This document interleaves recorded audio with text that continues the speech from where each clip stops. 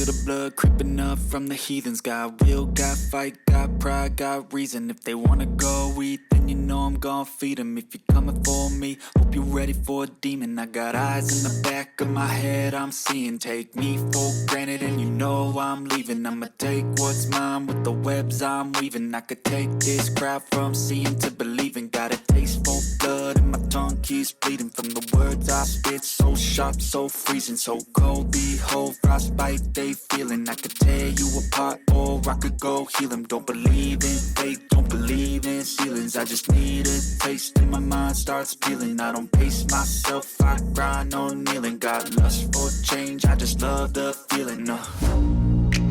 I ain't gonna give up. Got too little time, I'ma live up. Head down, push forward through the tough times. Cause anything worth doing is a tough climb. And I ain't gonna give up. Got too little time, I'ma live up. Head down, push forward through the tough times. Cause anything worth doing is a tough climb. Cause I'ma live life for the fight, yeah, I'm here to get it. I got drive, got sight, always have a vision. I don't lie at night, I be in my feelings. I'ma be fine, need time, and I'll soon be winning. I live life for the fight, yeah, I'm here to get it. I got drive, got sight, always have a vision. I don't lie at night, I be in my feelings. I'ma be fine, need time, and I'll soon be winning. I can feel the blood creeping up from the heathens. Got will, got fight, got pride, got reason. If they wanna go eat, then you know I'm gon' feed them. If you're coming for me, hope you're ready for a demon. I can feel the blood creeping up from the heathens. Got will, got fight, got pride, got reason. If they wanna go eat, then you know I'm gon' feed them. If you're coming for me, hope you're ready for a demon. I feel nauseous, believe me. Never had a lot of shit come easy. Had to work hard, struggle just to be me. Had to rise up just so they could see me. Did what I had to do just to feed me. And what was left over I put towards my dreaming. But the only thing in life that has meaning are the things you gotta work for, believe me. Take into your hand.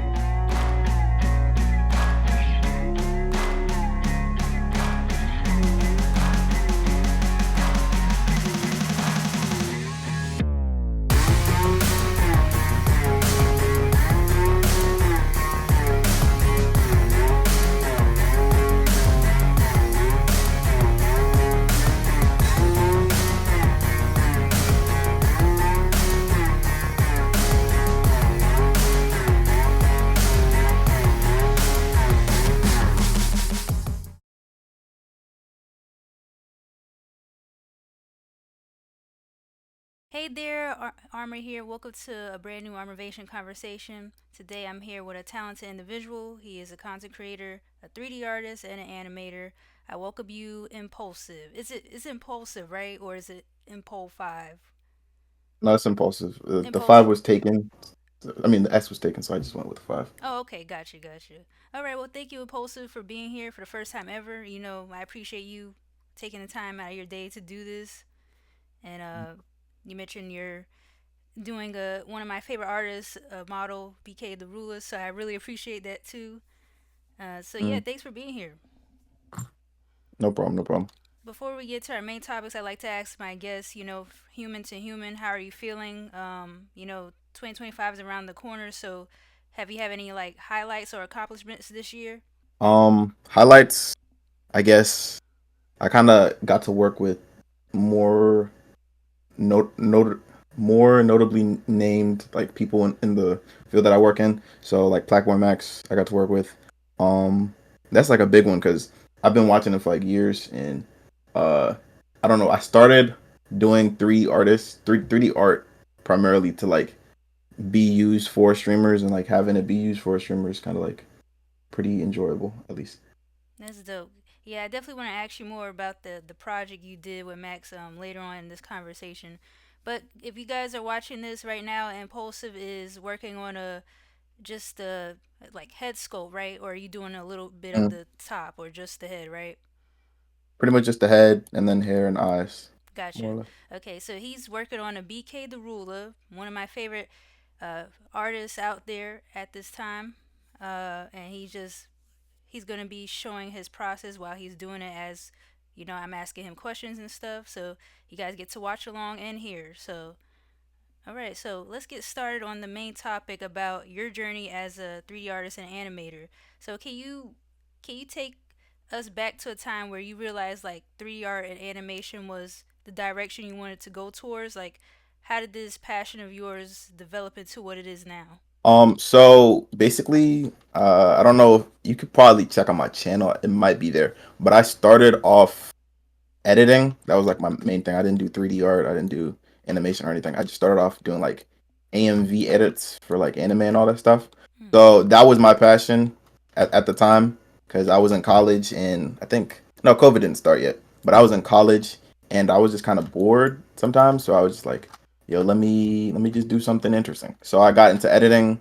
I was making like comedy sketches, um, for people within my school, within my college, and then I got to a point where I was like, I think I want to make like an AMV because when I was a kid growing up, I was watching all these AMVs for Naruto, for Bleach, for One Piece, and I said I want to make my own. So I ended up making my own. I got into the AMV things, and upon getting to more into like the streaming side of things, I kind of wanted to make edits for streamers, like just like comedy sketches. Because Hmm. another thing I did watch while growing up was think it was like Mizkif. I don't know if you know who Oh, Mizkif is, yes, but yes. yeah, he's a Twitch streamer, and his community they did a lot of like comedy sketches for him, and they would do like edits of him. And so I kind of want to take that inspiration and do it for the streamers I watch now. So like I did it for Rage, that was a big one, but I would do those little tiny edits. And the big breakthrough, at least for like on the edit side, when I was eventually just doing them just for fun, like either AMVs or just random things I saw. There was like a boys' night edit, um, for Rage, Kai, and Bruce that I ended up making, and they ended up seeing, and that's pretty much what got me into this community, or at least being named and known in the community, because I made that edit, and people were like, "Oh, this is tough. You keep doing stuff like that." And something I did in that edit that I didn't really do that much, I did like 3D animation. It wasn't actually 3D animation, but within the software that I use for editing, there is some elements where you can make 3D parts. So I kind of used those and employed those. Then I kind of got to a point where I was like, let me keep going into the 3D scene. So I downloaded Blender and I was just doing whatever. Like you can check on all my pages. It was just random things that I found interesting at the time. I just would do sculpts of them. I would do like models or do animations, all that. Um, but it got to a point where I wanted to start seriously taking it serious. When people would hit me up, they're like, "Oh, I like your art. Let me get some commissions done." I was like, "You want to pay me to make some stuff for you?" So I was confused, but also like flattered at the same time. So it was something that I really thought about. Um, I didn't really take seriously. I didn't really think of it like as a career path until I was in college and I was doing all the do and I was doing my internship stuff, and then I realized like I got into the internship. It was a pretty good internship. I was um pretty much getting a decent paycheck. The paycheck, ironically enough, paid for the computer that I use right now to animate. Oh, But awesome. yeah, so I was getting paid decent. It was a nice job and everything, but I was like, I'm not enjoying this because I would sit in the job. I would think about like what I wanted to do when I got home to animate. Like I would be on the train going to work. I'm like, I kind of just want to animate. Actually, it's a funny story, but um, on the train that I was taking to my job, I would basically listen to the same song over like dozens of times because I was thinking of like how I could animate particular parts of this song. So I would all the way up to the point where I'd get to work, I would just be listening to the song.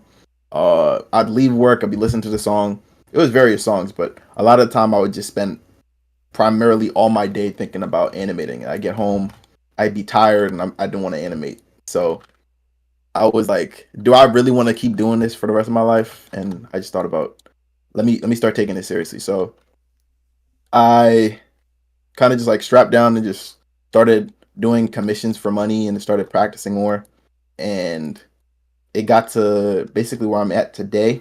Um, I'm just able to make the commissions I do, get money for them. It's rather livable. It's not like anything crazy, but at least I get to do what I enjoy primarily. Yeah, that That's that it. that's great, and that's all that really matters. You know, just being able to be get paid to do something you like to do without, you know, there being like a manager or telling you like, oh, you gotta do this at a certain time. Like you get to do it on your time, and so that's great. That's definitely great to hear.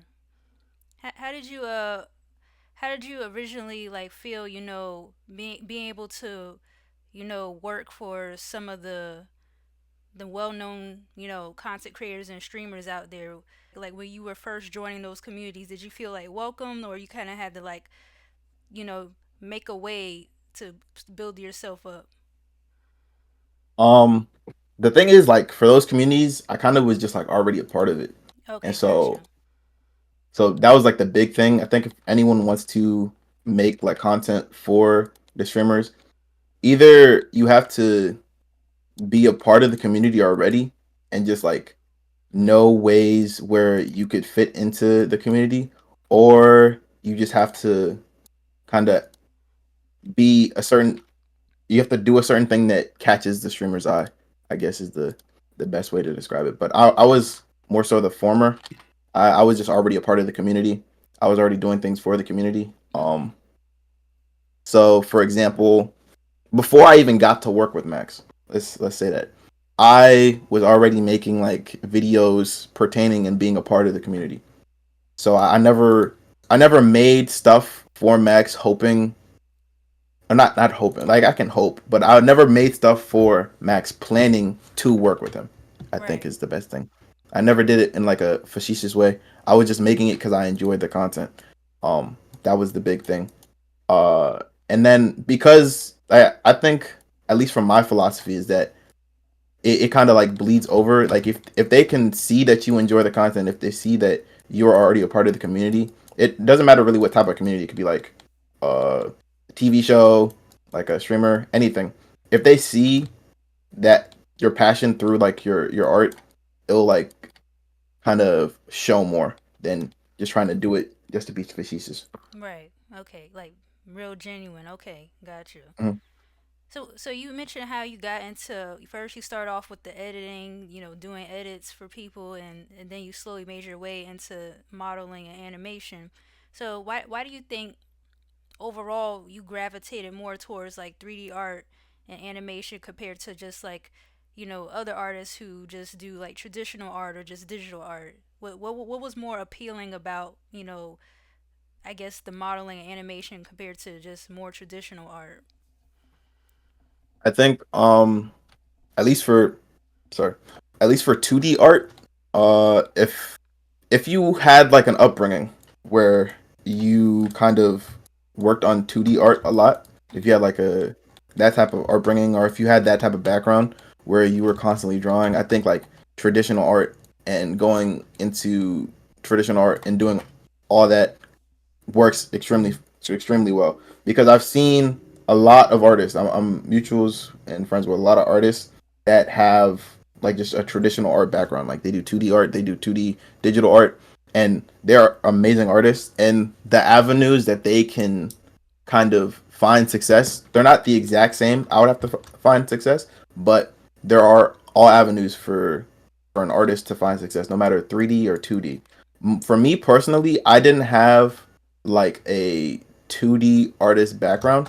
I was more so I drew here and there, but I was a lot more kind of editing inclined, and I personally believe at least like if you have more so an inclination toward editing, you'll find more success in like 3D because I think they're a lot more they're a lot more linked than a lot of people would think.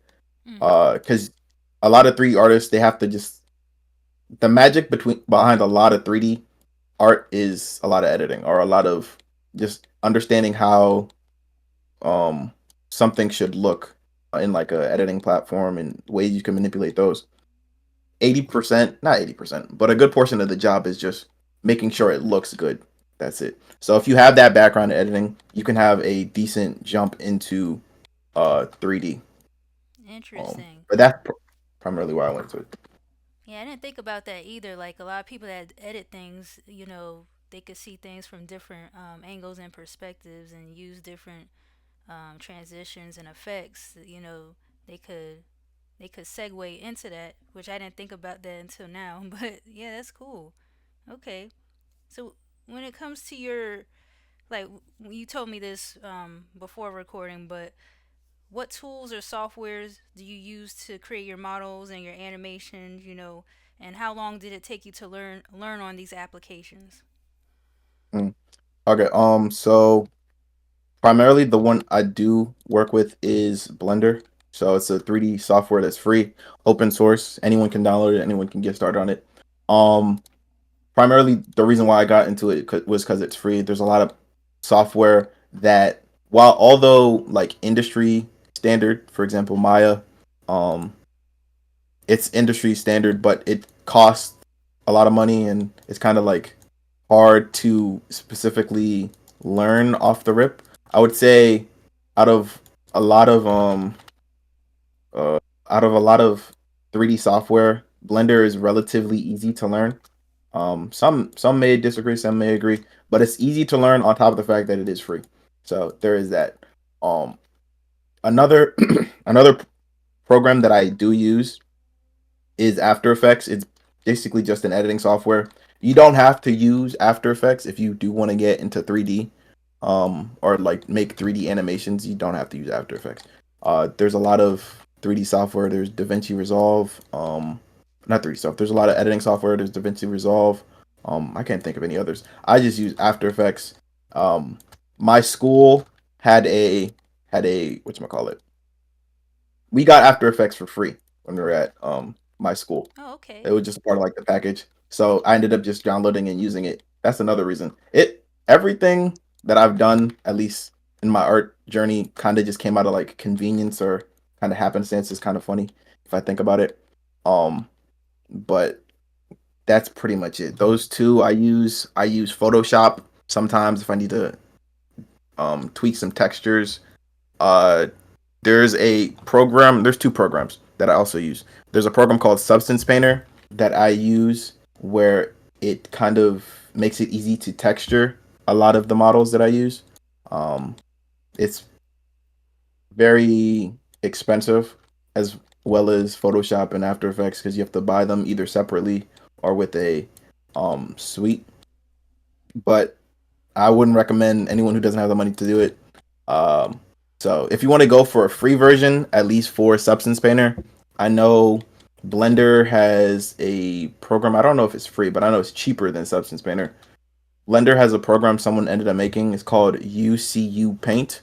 It kind of does the exact same thing as Substance Painter. It's not as good, but it does it in the same way where you can texture it in pretty similar instances.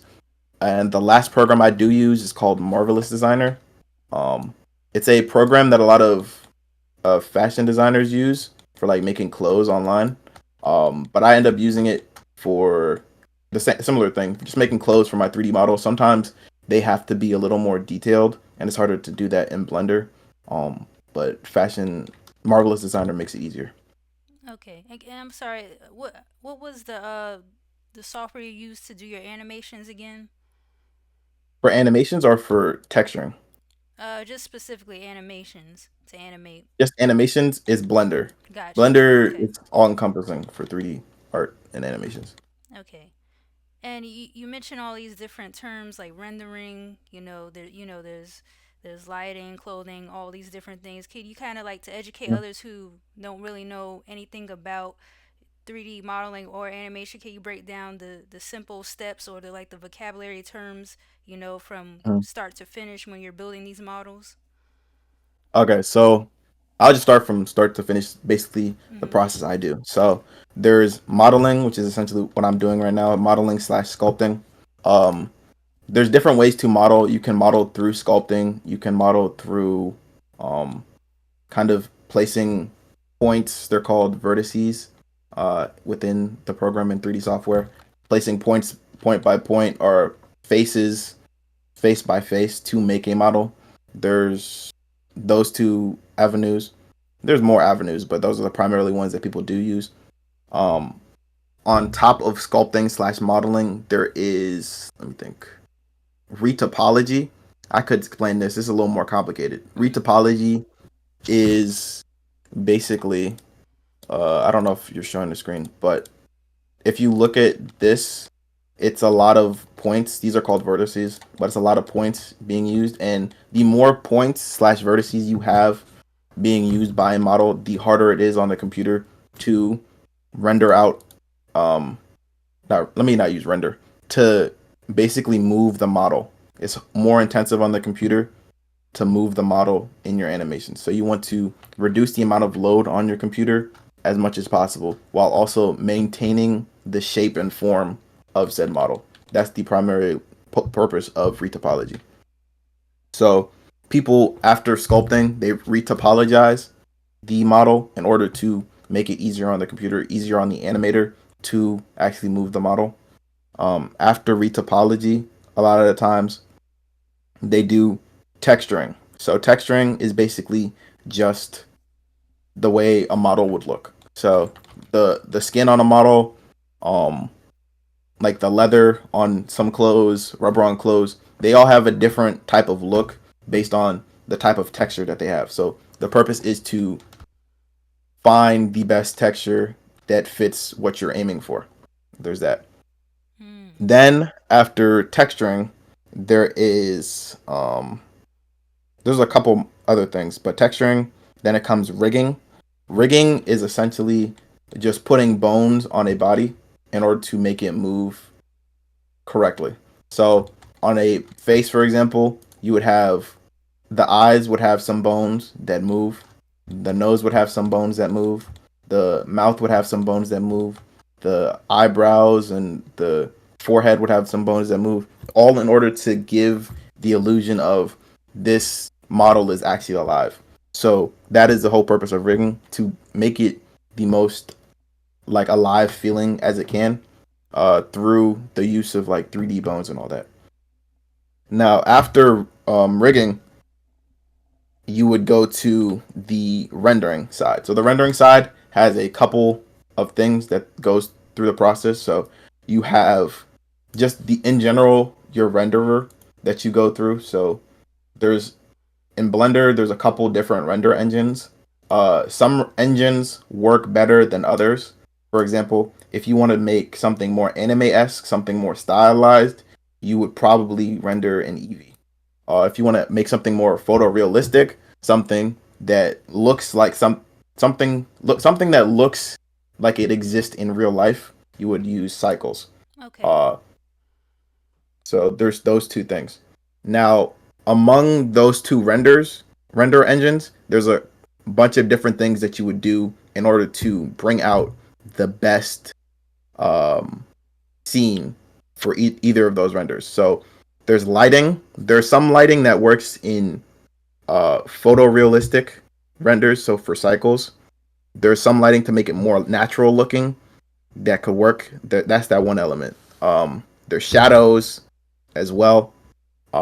In the same vein for Eevee, there's some lighting that does not really work in like a cartoon slash anime style feel because it's not bright enough. So it's in those stylized environments. The world isn't real, so you have to kind of bring out what makes the most sense for those environments. And then lastly, there's compositing, and compositing is essentially what you can do in Blender or you can do in your post processing program. So After Effects or DaVinci Resolve or whatever editing program that you use. The compositing is basically the last step. That's what the movies do. That's how they make those 3D spaceships or 3D tanks or 3D battleships all fit within the scene to make it look real. So you blend it, you would make sure the lighting is correct for the mood that you want. On top of already the lighting that you did in like your original scene, but there's just additional elements that you put on to basically put the entire project together. Wow. And then when you put into that word, in those words, like I understand it much better. Wow. Mm. But with the way you Yeah, listed, like though, when you're actually doing it, it takes longer. But yeah. So for anyone out there that didn't know the steps, those are your main steps right there. Okay. All right. So let me ask you, impulsive, how do you, when it comes to 3D modeling, how do you decide what characters or objects you want to work on? Is it just based on like what's trending or characters you like, or you just choose whatever to just practice or add stuff to your portfolio? it I think the best thing to describe to other artists that are going out there is to like find your niche. Mm-hmm.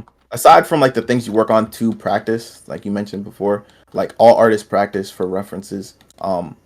There a lot of artists sometimes they spend days just working on feet, they spend days working on hands, they spend days just doing whatever to build the best out of their product. But aside from those studies that you do, is to find your niche. Your niche could be anything. There's people that do specific like anime niches. There's some people that do TV show niches, people that do comedy niches.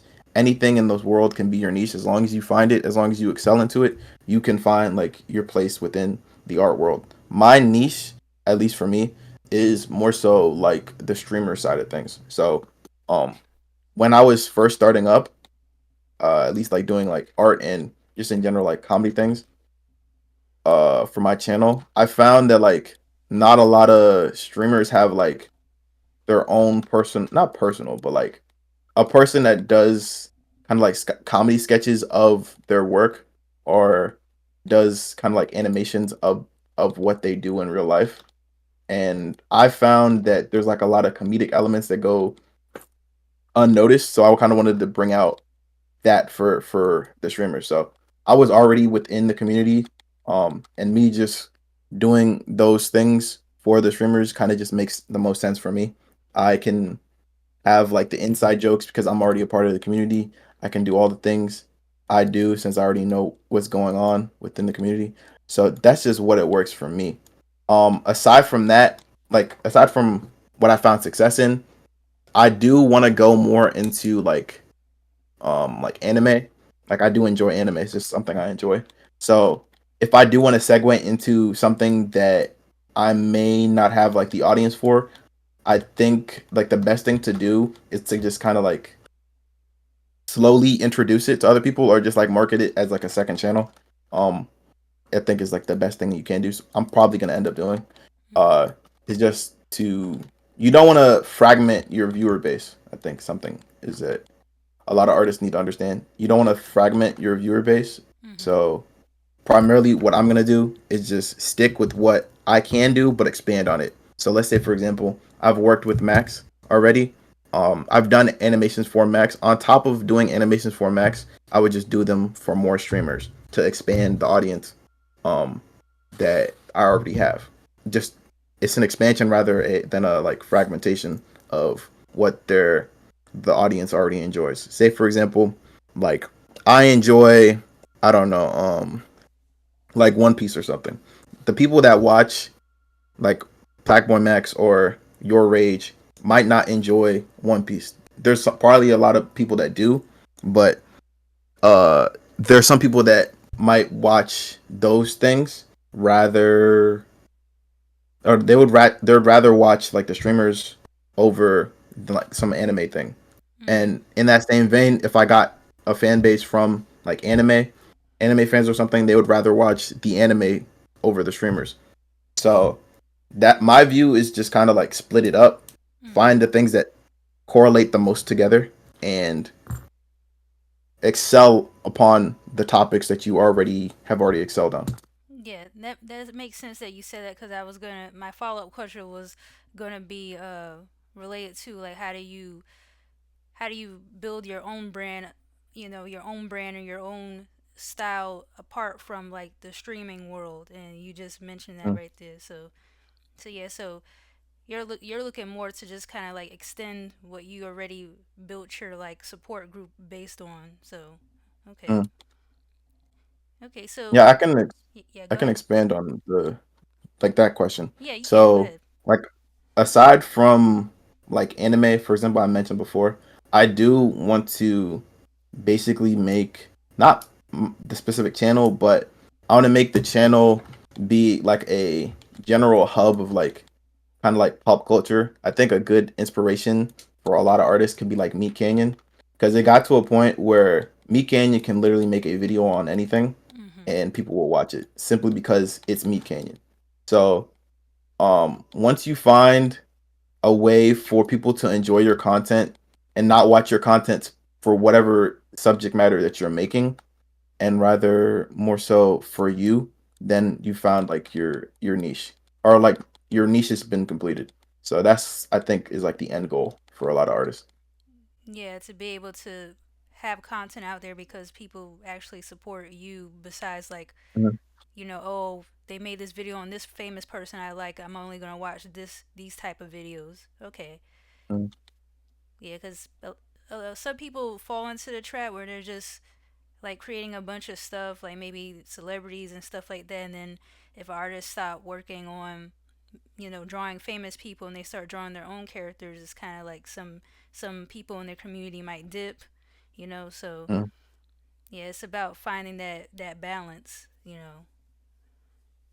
Okay, Yeah. so you mentioned this before, but are there any other animations or TV shows or movies you're inspired by or really like?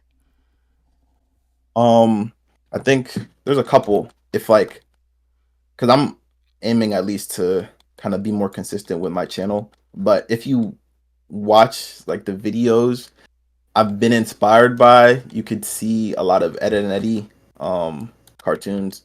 I think like my comedy is very Ed and Eddie X esque. Mm-hmm. Billy and Mandy, a lot of basically like Cartoon Network shows that I grew up on, that kind of just have not literally like a wacky humor, but kind of more a little bit off putting, but they're more deeper than they let on. I think is a big thing. Mm-hmm. Um, then some more TV shows. I think uh hmm, the Looney Tunes show. Mm-hmm. There was like an iteration of the Looney Tunes that was kind of like sitcom y more than like what has been before. So it's kind of like I don't know how to describe it. It was kind of like Friends, but for Looney Tunes. It was weird. But I took kind of a big thing that they do in the show. So in between like cuts into one half of the episode versus the other half, they would do like a little skit or like a music number within the TV show. And I kind of just like I think that is pretty good, and it's pretty enjoyable. It kind of like breaks up the monotony of the entire episode, Mm-hmm. and it's kind of interesting. So that's one thing that I also take inspiration from. I'm trying to think. The last type of thing probably shows like Game of Thrones. Oh, I think, okay. um, just in the fact where like the show may start off with like a main character, for example. Um, let me just use uh yeah, let me use Game of Thrones as an example. The show may start off with the main character. The main character is like Jon Snow. Mm-hmm. Uh, or was it Jon Snow in the beginning? I don't think it was Jon Snow. Oh, it was Ned Stark. So the main character, it was the show was about Ned Stark. Um, Its show may have started off with Ned Stark, but the audience cares about multiple people, and even though they're quote unquote not the main characters, their story, the story exists without the main character. I think is like the biggest thing. On Right, top of the right. fact that it's kind of like a saga, I take inspiration in the fact where if I make a story about a character or a set of characters, I kind of want the audience to not hyperfixate, but have the ability to hyperfixate on other characters or find interest in other characters. Right, Because yeah. sometimes the main character is not as interesting to an audience member. Maybe some another character is more interesting. Hmm. But I kind of just like I kind of just like doing just weirder things. That's primarily what I take the inspiration from. Hmm. Would you Um, say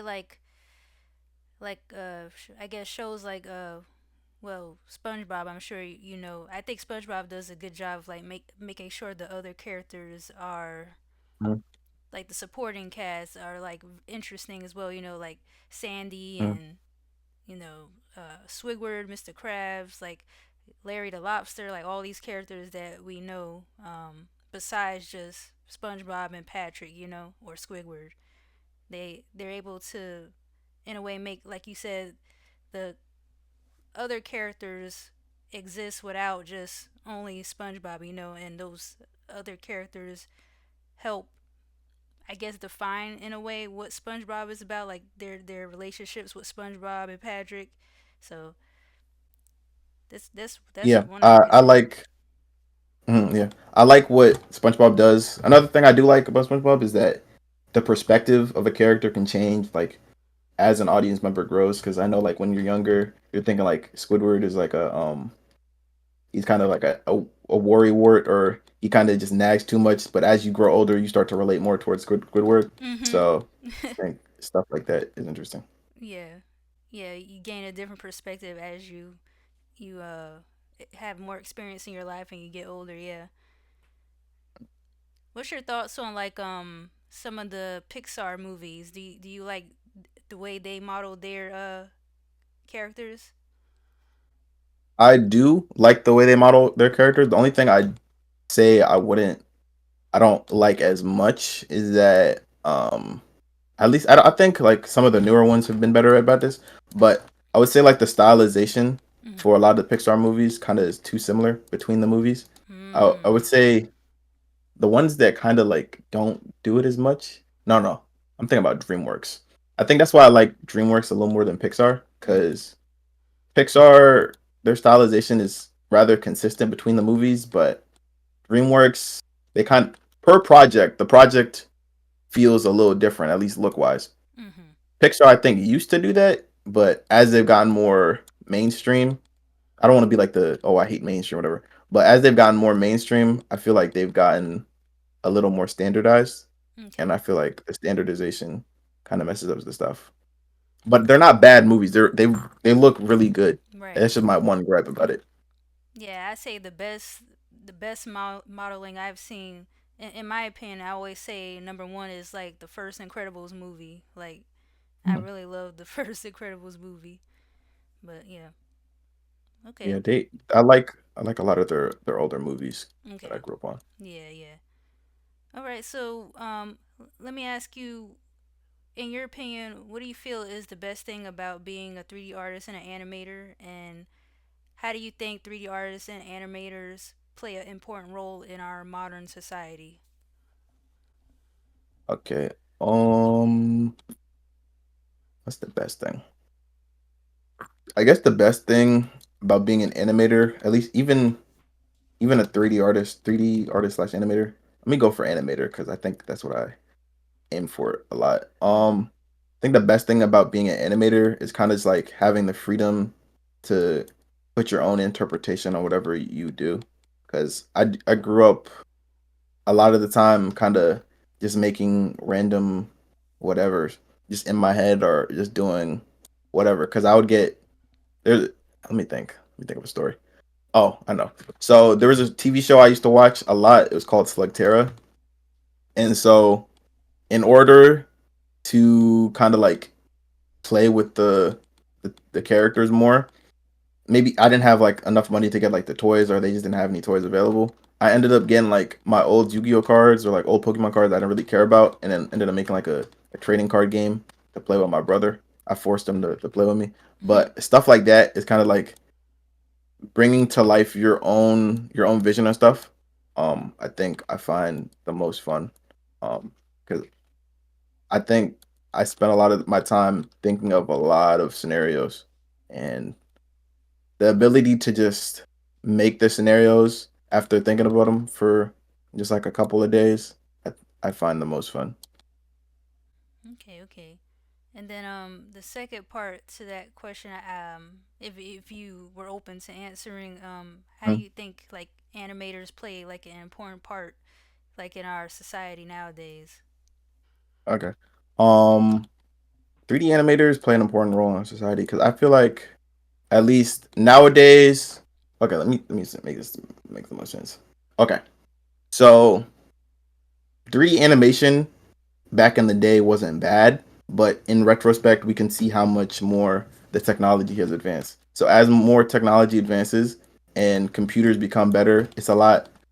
Um, you can do a lot more things with 3D animation. For example, you can combine 2D animation with 3D animation, just in different facets. A lot of the scenes people find the best looking in 2D animation have elements of 3D, at least for the background. Not maybe the characters, but because of the way people can set up backgrounds to look 2D esque and have a feel that makes it easier on the 2D artist to kind of uh, think about the scene. It can help out that 2D element. Uh, 3D wise, it works pretty much. I think 3D animation is just like a different avenue for art. Um, Mhm. like maybe 2D does one thing, 3D does another. You could do things, you can do certain things in 3D that you can't do in 2D and vice versa. So I just think it's not that it's better than 2D. It just gives a different avenue for what people can do with art. So I think different types of perspectives, regardless of what they are, especially in art, will do more for art in general, like as a medium, rather Mhm. than just like than sticking with one way of doing things. Yeah, I like the way you said that too, because it's like it's basically like another way or another pathway for creators to express themselves. So because there's different avenues, there's different routes you can go with art, and so when you put it that way, like it's just more opportunities out there for people to uh, express themselves in a different way, and and that's really cool to have those options rather than just always sticking to the traditional way of things. Mhm. Um, and I am interested to see how art in general is going to change as like artificial intelligence becomes more advanced. Mhm. So that's going to be Like interesting. for the AI aspect, it could work, but I think like what people, not artists, but in general, kind of like what companies are doing right now with AI, instead of like using it to help artists with AI, because there's a lot of things that I do that technically is AI. Like if let me think for example, if you look at my screen right now, if Mm-hmm. I do this, I have you see a bunch of vertices right now. Right. If I do this sculpt mode where I kind of make it more minute, Mm-hmm. technically me doing this where it fine tunes the the areas that I already made is technically AI. But the way that it's been presented, at least nowadays, where people think AI is going to replace artists. Well, Mm. the issue is that companies use AI to replace artists. So I don't think they'll ever replace artists fully, but companies try to circumvent like costs through using AI technology to replace an artist rather than using the AI to help make the artist's job easier. So that's Mm. think like the issue. If Interesting. people like try to actually learn how the AI works in order to make an artist's job easier, it can further art more. But because people just kind of are lazy rather than trying to learn what the AI could do the best in order to make the job to its fullest, they kind of just want to circumvent and go through different avenues. Right. Yeah. Yeah. Like I said, that's gonna be interesting. Okay. Yeah. Okay. So let's transition to you spoke about being a part of Black Boy Mac's creative team. So I want Mm, to ask you. You probably said this before, but if you want to elaborate, like how did you get to be a part of Max's creative team? What was the experience like being a part of a creative team for a streamer that you support? mm. So it was kind of funny what ended up happening. So I was already making like content for Max, not like officially, but just like making like the videos and like the comedy sketches for Max. I would post them like TikTok or YouTube, and I was already doing that. And I knew another artist that he worked with a lot. His name is Nova. Um, Shout out Nova. But I knew Nova personally because I just know we were mutuals on Instagram and TikTok. But I was in the Twitter his Twitter community, 5 star, and I was just posting the same way I do. I was just like relatively active. Then one day he hit me up. He was like, "Yo, do you want to be a part of the mod team for his Twitter community?" And at first, I'm thinking like, should I be like a Twitter mod on top of being an artist? But I was like, you know what? I already watch him. I might as well just be a mod. It doesn't really matter. So I ended up becoming a Twitter mod for him, and then around the time where he started his subathon, he ended up texting like the mod team. He's like, "Yo, I need some artists." And then me and Nova were like, "Oh, we can help you out." And so I ended up making some screens with Nova for his subathon, and he was like, "Oh, I messed with these or whatever." And so we ended up just being like a part of like the creative team. And then recently he hit us up for his Christmas uh 25 days of, I don't know if it's 25 days. I know technically it was called Dreamness for his own community. That's what it's called, but I forget. Oh, it's Phasemas. Phasemas. Phaseless, yeah. Because it's called Phasemas with him and his group Phase. So we worked with, it was me, Nova, and then Quay. We worked on two different screens. So I worked on the intro with Nova and made the model, and then Quay worked on the outro. And the other people make emotes and all that stuff. But I guess in general, just kind of like right place, right time. It's a lot of life is really just like that. Um, like if I wasn't active in the community, he wouldn't have made me, or people wouldn't have recommended me to be a mod. If I wasn't a part of the mod team, I wouldn't have gotten the opportunity to be an artist. So in general, you kind of, there's a lot of luck involved in art, but having the ability to prove that you deserve a position is the big thing. On top of the fact that just kind of like just delivering, because sometimes there's like really short delays, and as long as like you deliver to like your best of ability in those short time frames or whatever you have to do, I think that can go a long way for art. Hmm. Okay. And you mentioned that you used to mod for him, correct? I'm a Twitter mod currently. So I just Gotcha. in his Okay. Twitter community, sometimes whenever there's like BS that he doesn't want, we just remove it or we hide some posts that need to get hidden. But that's pretty much what we run because I know like in recent years, people used to run Reddit. That's what they used to do. But then Mm-hmm. like Twitter communities kind of became like a bigger thing, so they started just going through their Twitter community. So we just make sure nothing bad shows up when he tries to go through it on stream. Okay. And like you addressed before, Phase is having their Phase Miss 25-day live stream for the holidays, and you mentioned you and Nova worked on the introduction. So can you Mm. kind of elaborate and kind of break down more how was that specific project, presented to you guys? Like how was the chemistry or communication between you? Like how long did it take? What was the blueprint behind making the introduction the way you guys did? Okay. So we had like, well, I remember. Let me think. I remember. I was at Thanksgiving dinner with my cousins, and I got a text. It was like, "Yo, I need you guys to make an intro for me." So okay, so we had like 3 days to make it.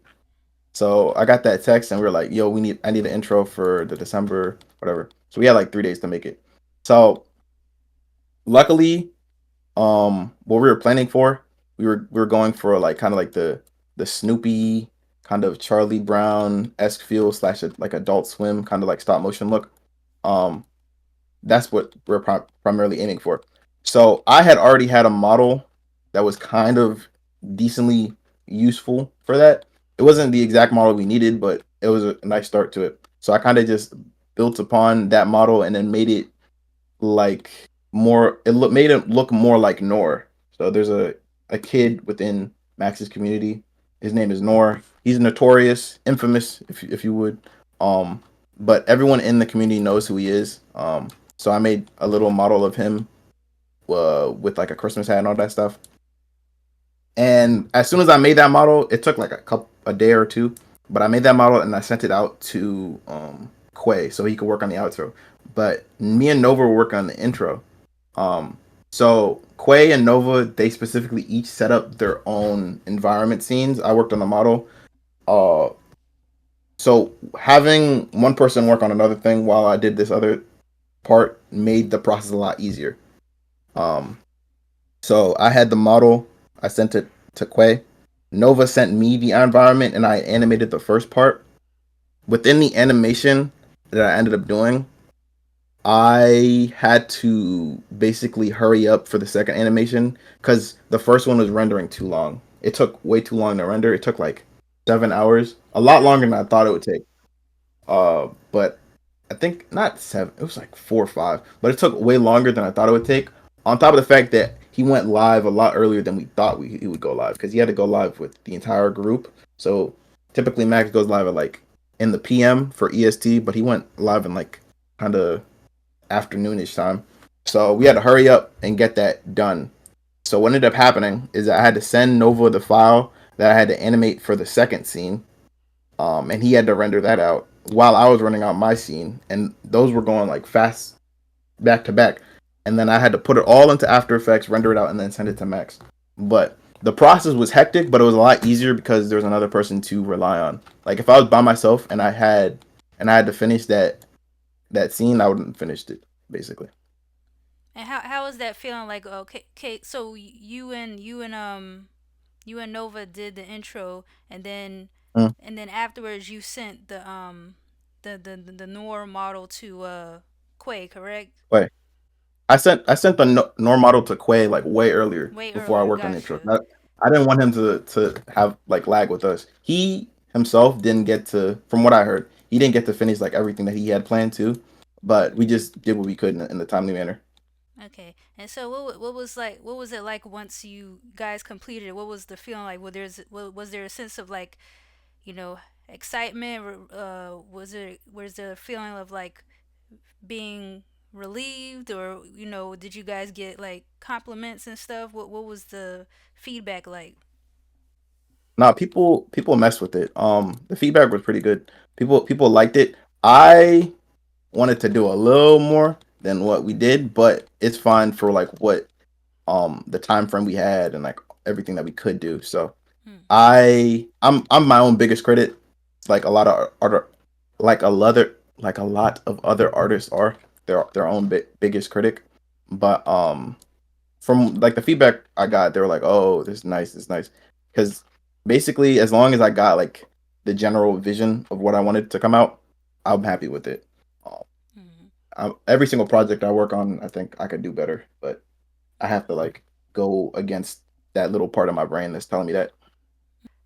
How was like what was your mindset like right before when Max hit that live button, then instantly you guys introduction like comes up on the stream, like was there any was were you feeling like, oh boy, it's about to be shown to all these people, or were you kind of just like, oh, it is what it is? I was happy, but I'm not gonna lie, I'm pretty sure I fell asleep Oh. because I was awake for like 18 hours working on it. Gotcha. So I'm pretty sure I was asleep, and I think I got it. I got like a no, I wasn't asleep for the whole thing. I fell asleep and then I woke up like an hour after he started the stream, so I missed that particular part of the stream. But from what I got, the reacts people say, oh, they liked it, so that's what I enjoyed. A lot of the time, if I'm working on a project, I think I either if it's in the last little round round of the project, I either fall asleep because I was working on it the whole time, or something. I don't know. I just spend a lot of time on projects. Okay. Okay, in your opinion, how you think? Even though Quay had his opinion of his work, how did you how would you rate it in your opinion? Quay's outro. I like the lighting choices. He did Mm, good yeah, I like how he because did. he does a lot of Max's outros. The Mm-hmm. only thing that I probably should have told him, so I would say like it's maybe like a 7, 8. That it could have been better because I forgot to tell him to make it stop motion. Because Oh, for ours, we made it stop motion. I used the program to like make it stop motiony. If he okay, had made it stop motion, I feel like it would look better. That's the only thing. okay. That's awesome. That's really cool. Like how you guys made it and everything. Cause sometimes when I tune into Max streams, I see. Well, I see the outros more. I don't know. I always miss the intros, but I've seen your intro regardless. But it's always cool to Mm, see it. Like, oh, that person that I've seen work is on. His work is on being seen by thousands of people, which is awesome. So yeah. yeah.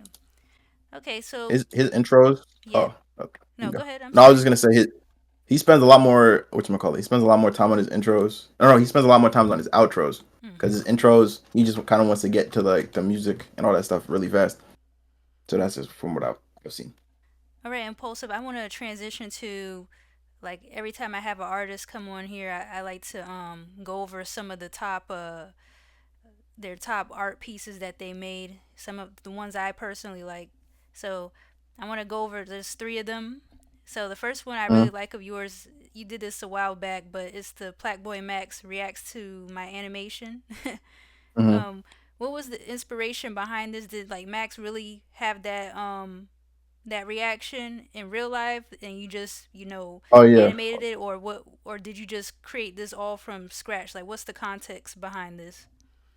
So the context was basically so I had ended up making the animation for Max where he was going through like no what was oh I remember okay I what this was oh wow this was a year ago but I had kind of just wanted to make an animation of Max. I don't know. I think I had made like a new model for him. I kind of just wanted to make like a little intro video Mm-hmm. for the model. I kind of want to just like showcase at least what I learned for different things. Cause I think I made like new clothes that I never made before. There's like some techniques with the camera I was testing out.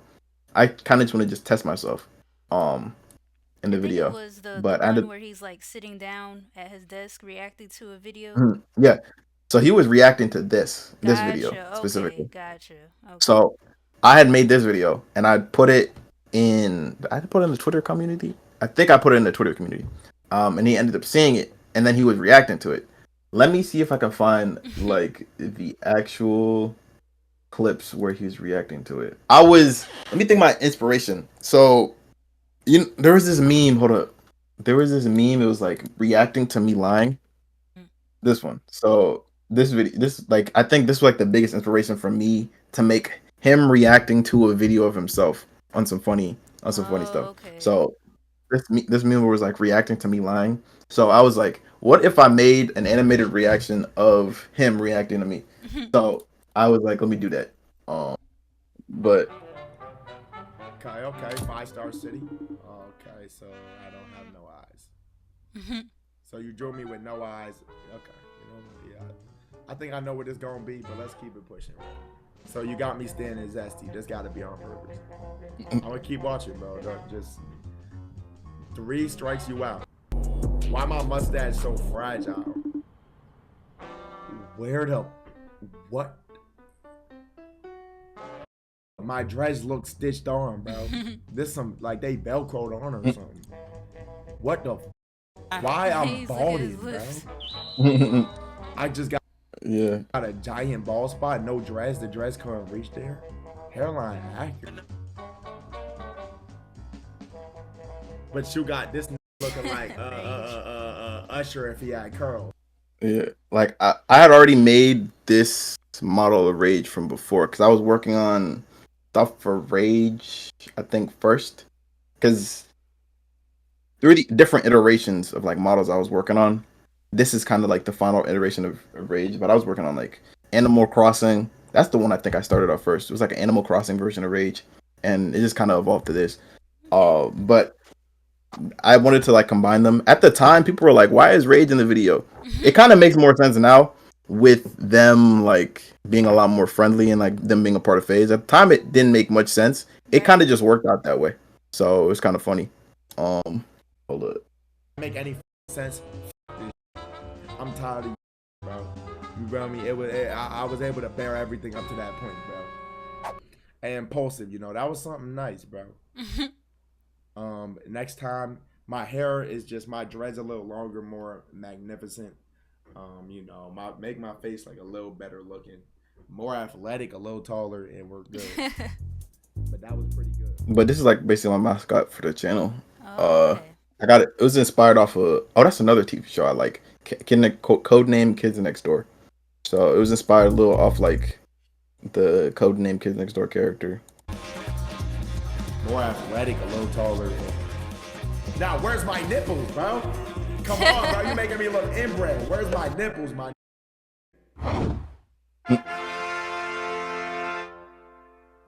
And you should have let me drop kick this nigga on the land.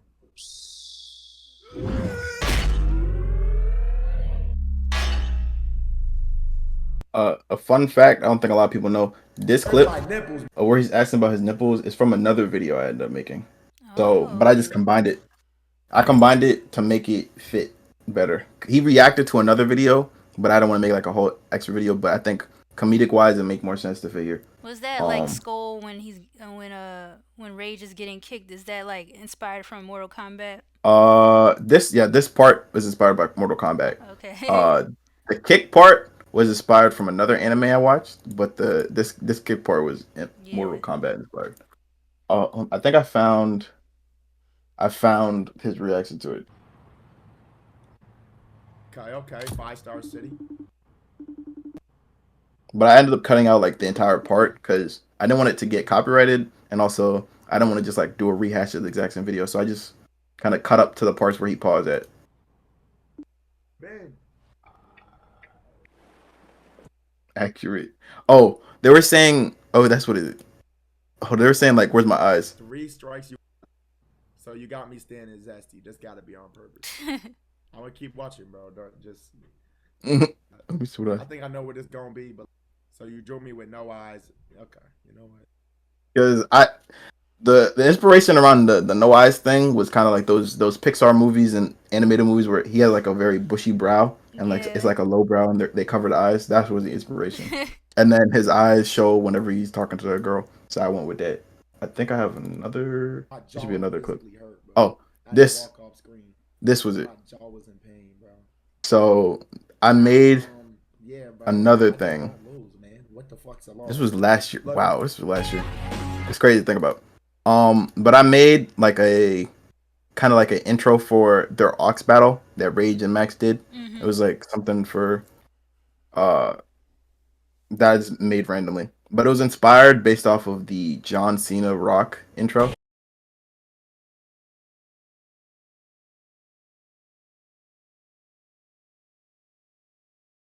Ass. Now, where's my nipples, bro?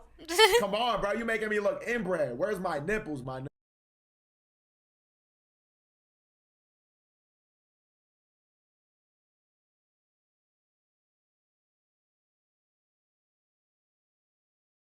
It seemed like it was based on his real reaction, but that's like amazing how you made uh like a 3D model like animation of him reacting to the other animation you did, but a mix from two separate like videos. That's really cool.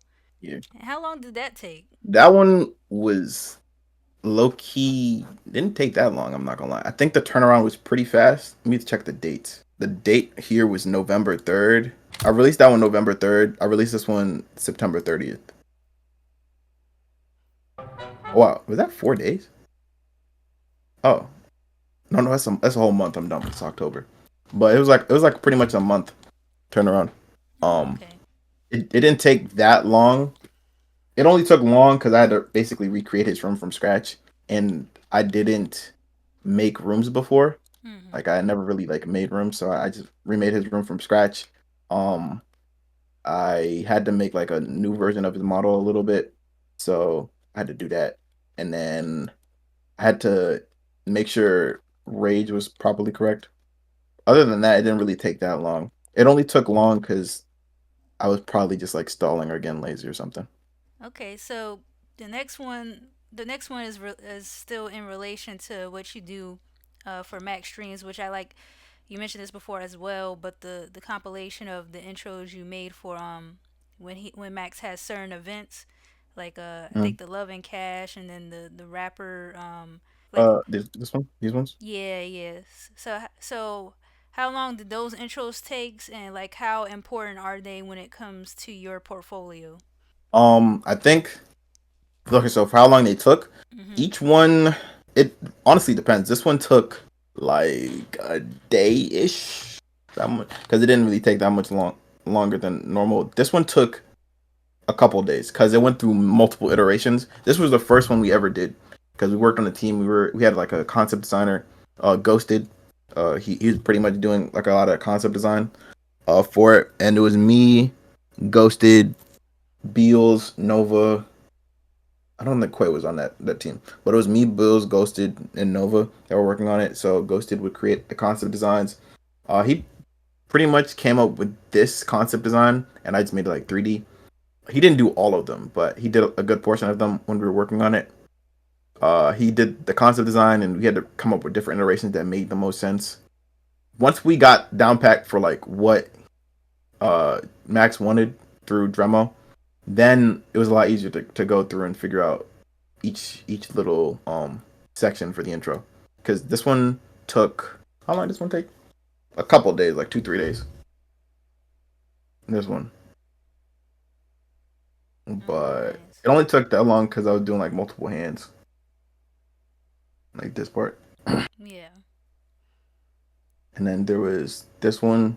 This one didn't take that long because I was using elements I already ended up using before. Uh, this one was probably the quickest because it took Mm. like it was based off like the Pixar thing.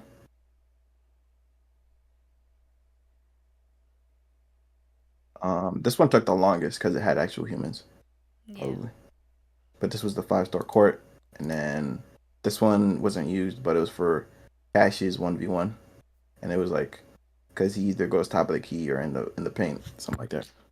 Um, but those didn't take that long. Portfolio wise, I feel like it kind of brought variance to my portfolio because like a lot of time people are like, not people are like, but the biggest thing is that you don't want to go into like one particular box. And I think like a lot of my box was kind of like just intros, but it shows that I can make like at least like intros for like people. It shows that I can like make intros for like other things if need be.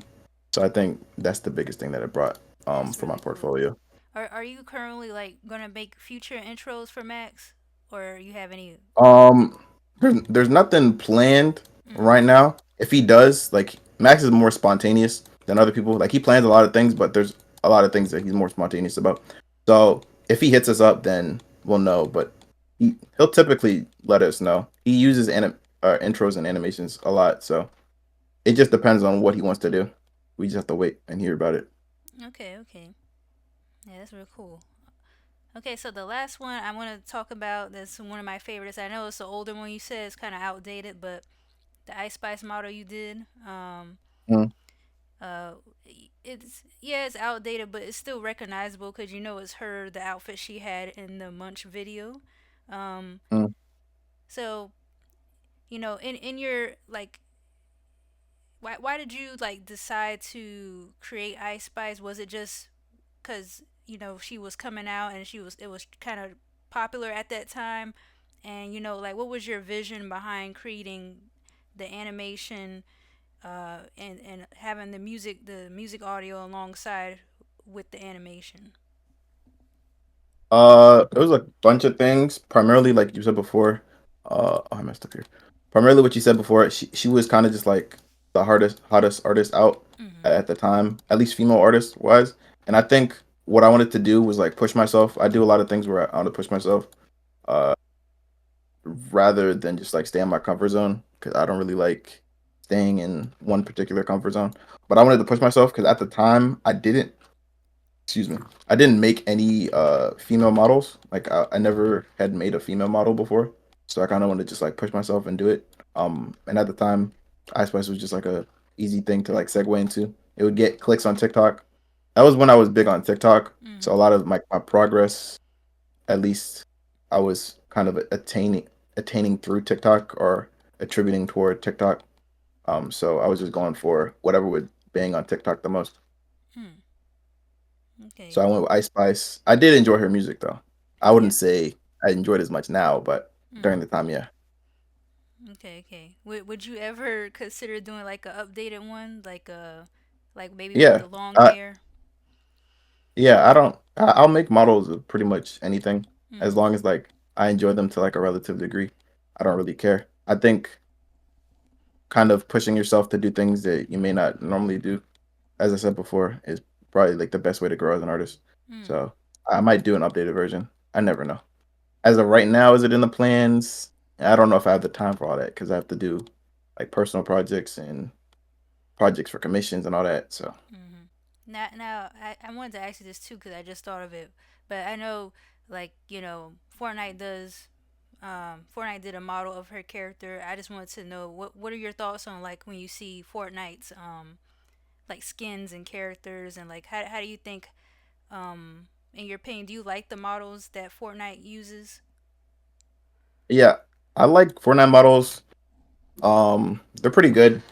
I think let me look up before I say anything or you're sounding stupid. Uh, I do like Fortnite's models a lot. Yeah, this is a pretty good likeness for Ice Spice. Mm-hmm. They do it really well. The thing I want to take, at least from like inspiration wise, is the way they do clothing in Fortnite. I kind of want to get my clothing to be at least that high level for animation wise because they're really Yeah. good clothing, texturing for their clothing on that. So I want to get to a point where it's that way. And also hair. Hair is something I struggle with a lot, especially like hair that's not as static. So Mm-hmm. there's something they also do really well. But I love Fortnite models. I think like they're really good stylizations for animations, for games, all that stuff. Their anime models, I think they've gotten way better with though, because I know like the first few ones, for like Goku and Dragon Ball, it didn't really match to Goku's aesthetic, but I'm glad they're up in the game. Yeah, because there's a reason why people are just so addicted to the skins or like have like love collecting skins. Because it's like when you see like there's the regular characters that Fortnite has, like Peely and um what's it? I think his name is Jones. I forgot. Mm, I I forgot his think first name, but the guy with the blonde hair, he's like the main one in all the trailers and stuff. Jonesy, I Jonesy, think. there we go. Yeah, and all the other well-known characters that started out from the beginning, like season one, and then when they start collaborating with all these like other brands and stuff, they're starting to make like celebrities, entertainers, different people, and just even like from Mm, their animations, like from um, the the back wear, the tools that they hold when you like knock down trees and stuff. I can't think of it. Pickaxe. Yeah, the axe. I don't know why I couldn't think of Uh, that, but mm, but yeah, but all those little details, I think, even though it's like somewhat, a cartoony feeling, that there's so much details that go into all the accessories and stuff. So Yeah, I enjoy Fortnite. I think I used to play it a lot. I don't play it as much because mm, I don't really I don't need to sweat like that. Um, but if I was younger, mm, I would probably play a lot more Fortnite. hmm But yeah, yeah. I mean, if you're crazy about skins and animation and stuff, it's very expensive. But other than that, like there are like some free skins and stuff you can get from doing missions and um, just experience doing like there's custom maps where you could get experience for doing things as well. But it's cool mm, in general how they do their models. So yeah. Okay, so before impulsive, you get to like showing more of the BK the ruler model that you're working on right now. What advice do you have for? We did talk about this earlier, but what advice do you have for upcoming 3D artists or animators who one day hope to create animations for their favorite company, brand, or even like in your position, content creators? mm, advice. I would say the biggest advice is to not do it for the money. At least depends. It depends on what you start at as. Like I would say to never start this out expecting you're gonna have a job, unless you're like already an established artist and you just want to go into a different avenue. Like say for example, you're a 2D artist, you want to get into 3D, or if you're a 3D artist, want to get into 2D. But in general, never make this like what you're doing your end all be all. Eventually, you can get to the point where it's your end all be all. But if you start out with it as your end all be all, you're one not gonna enjoy it and get burnt out, and then two, um, you're just gonna like stress about it too much. Like your biggest your biggest thing that you can hurt yourself with is kind of like stressing yourself and then eventually just burning out from all the stress. Hmm. Um, so pretty much have fun. I think is the best way to summarize it. Have fun, and if you can have fun while also kind of slowly adding the stress, not just immediately putting like the most stress you need, but slowly adding the stress while having fun. And if you're able to handle that, then that's when you know you can pretty much make this your career path. You want your kind of your main thing, like your brand, to be like, what do you want people to take away from your art, when they see your work, and where do you see yourself in the next upcoming years and stuff like that. Um, Next upcoming years, I kind of want my art to just, aside from like the way it looks, the way it's animated, I kind of want it to have like a nostalgic feel. I don't know if the best way to describe it, but the Mhm. way that it's animated, I kind of want it to have like a nostalgic feel. I kind of want it to be an escape for like regular life. I think I couldn't animate it in like a more realistic sense, but life already is in a realistic sense. So I kind of just want to go for the thing that is kind of wacky, zany. Mhm. So I kind of want to have that nostalgic feel. When you look at my art, I kind of want you to see a lot of references to shows you watched in your childhood. I think that's what a lot of my art has. There'll be a lot of elements from going from now on from either like the naming conventions, because I know like a lot of my videos will have the naming conventions of like older TV shows, to just like random references it might have like some obscure TV show you've never heard of since like you were 13 or something. But that nostalgic feel is something I do aim for because that's personally what I enjoy, and I think like making art you enjoy is probably the best thing you can do. Yeah, definitely. Like I already see the potential that you have, like just based on what you're doing right now. Like to any outsider, it's like, how do they do this? But once you get into it and you have that experience, you could go so far with it. So Mm. it's like, okay, impulsive. So I guess those are most, like, mainly my questions. But well, you already been showcasing everything, but you could kind of walk us through, the BK ruler model right now, and Mhm. yeah. Basically, what I kind of aim for, at least when I make models, is to just kind of get like the basic structure. It may not simply look like BK because it doesn't really look like BK, but I do aim for kind of like the specific features. I want to get all the specific features right, and then I start moving them around to work correctly. Because Mhm. let's say for example, some people with their eyes, there's you can see a lot more of their eye socket. Some people don't. You don't see as much of the eye socket or their brow. So I did want to accentuate like the eye socket, for example, for BK a little bit here. I may reduce it some more because it's a little more exaggerated. Um, I do also like to get like a basic shape for the nose. The lips too. Um, but I'll do end up doing more tweaks, but more or less what I aim to do when I do sculpts, because I started sculpting pretty much this last year. The way I modeled before wasn't really sculpting.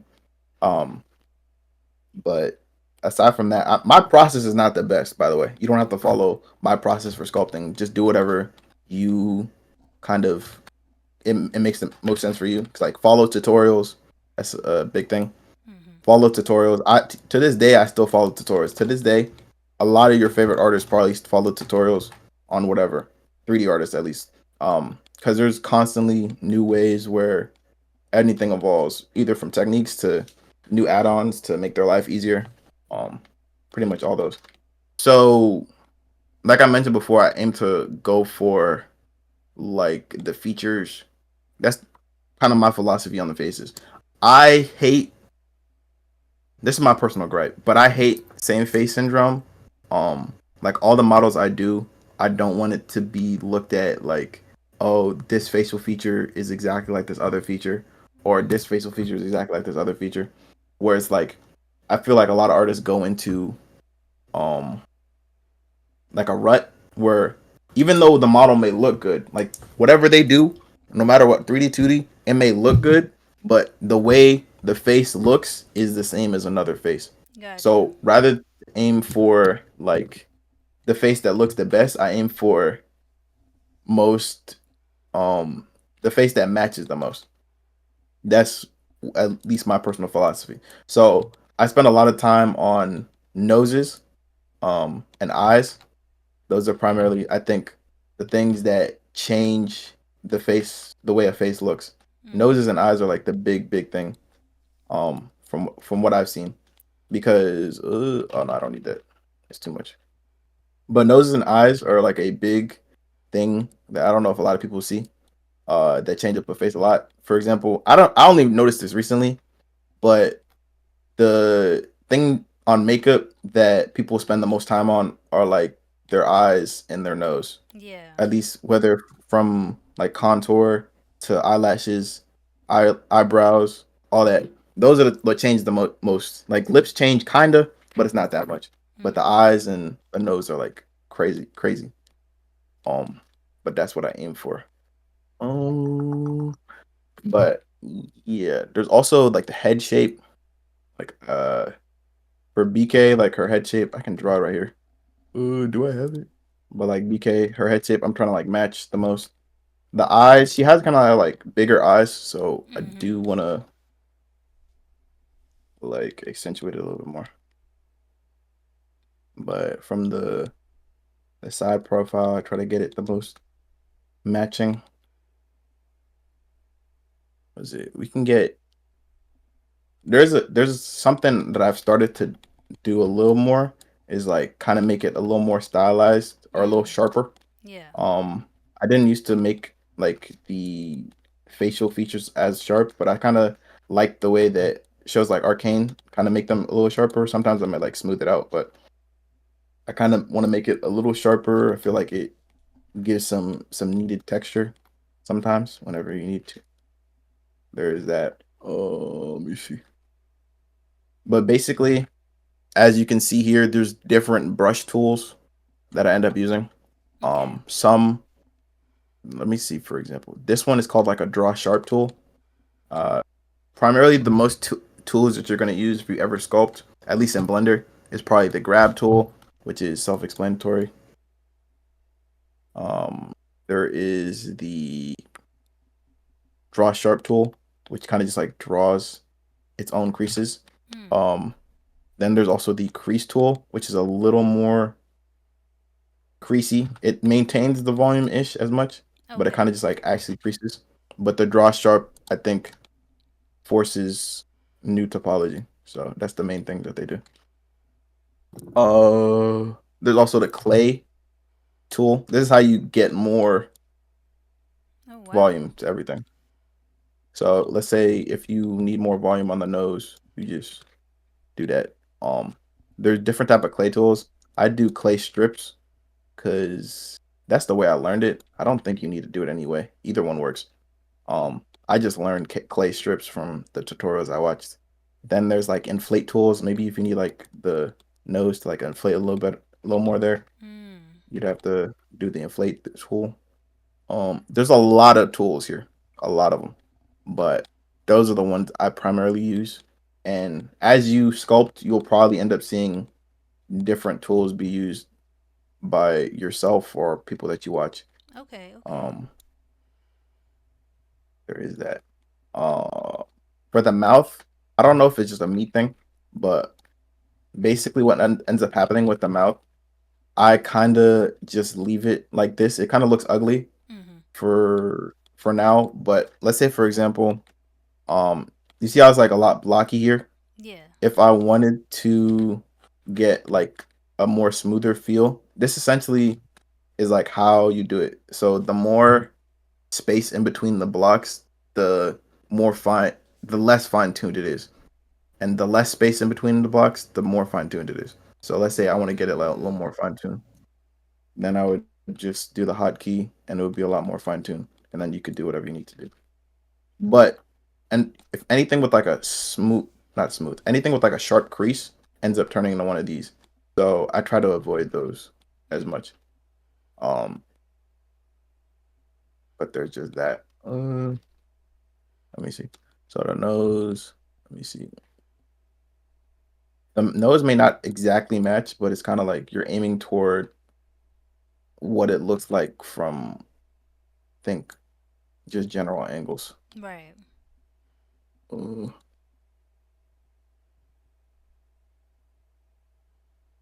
I think the nose is protruding out too much.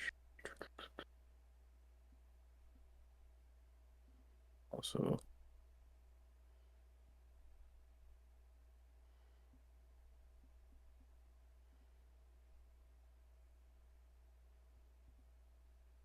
it's a lot sharper here, wider at the base. I think it's too wide.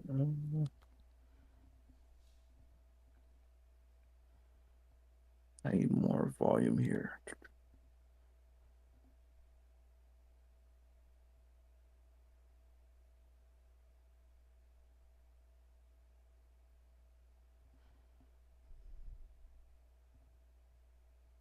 So you mentioned like with your models, you don't you you haven't worked too much on on details as far as what it goes with the mouth, correct?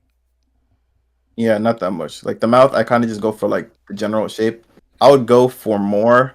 The only issue, I think, I don't know if this is just a me issue and I haven't figured out the right way, Yeah. but I basically just go for the general shape. Then, like when it's at the end, like the last thing I do, pretty much I like fine tune the mouth details, um, Okay. Okay. Yeah. because they kind of mess up the most, and I try to avoid trying to focus on those. Let me see. And basically, I try to get like more sharper features sometimes. It might not work that way. Uh, right.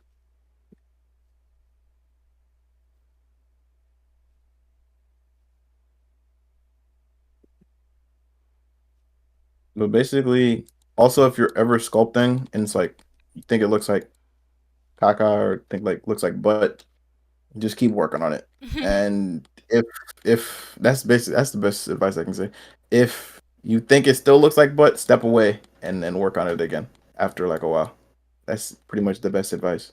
If you either get a fresh set of eyes on it or just keep working on it, you will get pretty much the look that you go for. Mm. Um, it's just a lot of fine tuning. That's why like a lot of the artists you'll see, they'll just go for the basic shape because once you get the basic shape down, it's really just fine tuning from there. Mm. Um, Okay. What are that's like pretty once some you basic like objects or like projects that people who are new to Blender could work on? Like maybe like what like what simple projects would you suggest people start working on or things they can model? um model, I wouldn't say you start off sculpting because I feel like sculpting, well, although it's relatively entry level, I wouldn't say it's like the easiest thing to do. It's Okay. probably like the most daunting. I think like you can do sculpting, but it shouldn't be something that you should aim to immediately work on. Um, there are ways to make it look like you're better than you are. I think there's it's the best way to say.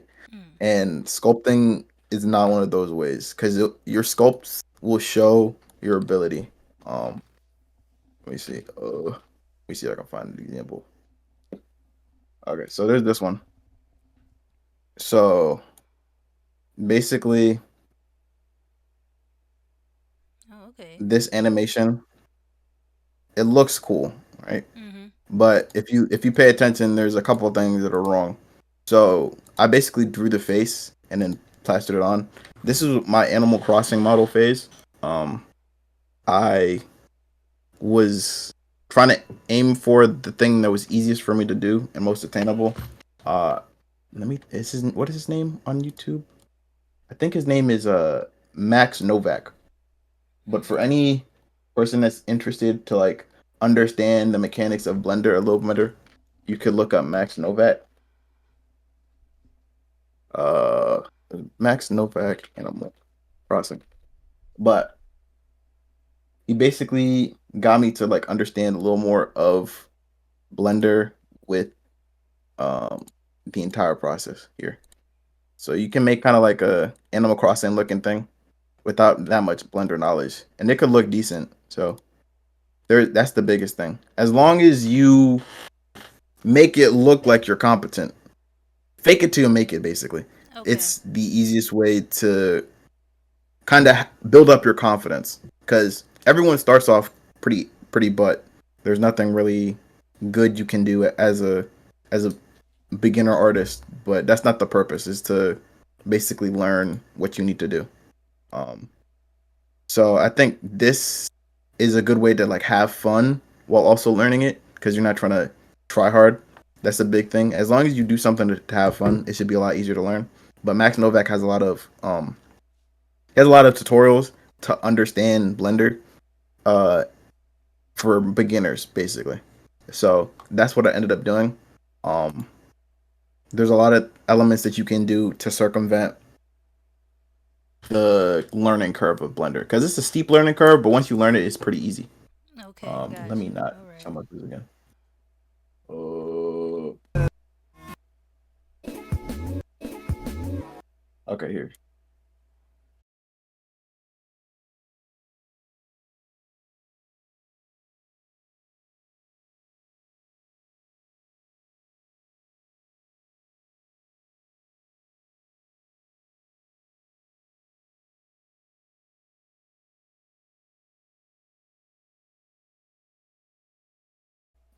Basically, I did not spend. I'm trying to think. It's not that I didn't spend, but there's so many issues with this. But once you learn it, once you learn Blender, once you learn 3D animation, you can figure out all the issues you had in the beginning. When I first started, I thought this was the hardest thing ever. I was like, "Yo, this is the best thing I ever made." But um, yeah, as long as you're having fun, because if you would have told, if myself would have told the same version of me that was making that back then, like this is, but this is you should stop now, whatever. I would have probably got discouraged. But most artists are not like that. They're not gonna be like, oh, this is the worst thing ever, or whatever. Quit art, whatever. Yeah. But as long as you're having fun, just keep learning. That's it. Everyone starts somewhere. Like Mm-hmm. I'll never like uh dog on a person because they're learning art or whatever. I was literally in the same shoes. I'm still in the same shoes. I'm still learning. Like if you compare my art to like professionals and like Pixar or something, that's probably but compared to theirs. I know like support. That's the biggest thing. Like your mental as an artist, especially when like for me, because I'm technically self-employed, but I control basically a lot of things within in my career. Mm-hmm. So if I mess up my mental, like it will mess up my job. So I have to basically find ways to eat, not mess up to fix my mental. Let's say if my mental is messed up, I will have like a backlog of videos to go through, so it doesn't look Right. like my mental is messed up. Stuff like that. Um, which I'm trying to aim toward more because I think for the next year, that's what I'm aiming for. It's like 2025. Like I have a bunch of videos planned for like different streamers and all that, but I do want to make sure they come out in a timely manner because the last time I popped dropped a video was what like 3 4 months ago, and at least for consistency, that's very bad. So I want to aim for basically building a backlog of videos. I think like I'm gonna spend like 3 months just building a backlog of videos and then release them weekly. I think it's a good thing for me to do. Yeah, like having some archives just like in case, or having some like schedule and plan out. So, just in case, like, you're in a bad like scenario or something like that, you have backup. Mm. 'Cause Let me see. there's been content creators like that. Like I forgot who it was, but they were like going through something or whatever, but they were still like uploading videos. Mm. So by the time that they were healed and they were ready to come back, like they had that comfort to keep going. Yeah, I wanted to take a page out of their book, and I also take page out of like production, like anime production or just like TV show production, Hmm. because I would stress myself to like, oh, I need to get this video done in a week or whatever. And the way that like TV shows are filmed, not how they work. Like they're like filmed months in time, and they just release them weekly. Mm-hmm. Yeah. So I kind of was just doing do the same thing. Um, I I don't know how like think the OG YouTubers did it like PewDiePie and all those other people cuz like in the beginning YouTube didn't have the like schedule videos button or option. they might have just had the videos pre-recorded and then just Yeah, uploaded them. Like true. instead of getting out of bed, they just upload them from their bed or something. Because I know, whatchamacallit, they were talking about it, the Phase guys, Phase Adapt, he was talking about how they would have a stockpile of videos if they didn't want to do anything. So Okay. they would bring out like 4 or 5 videos. Or if they didn't really want to film, they would just film a video in like 15 minutes and then just upload it. Something like that. Oh wow. Um, okay, I think what I could do right now is start working on the texture, I guess, Oh, look to at make it that. look. Mm-mm-mm. I gotta get the eyes correct. Give me a second.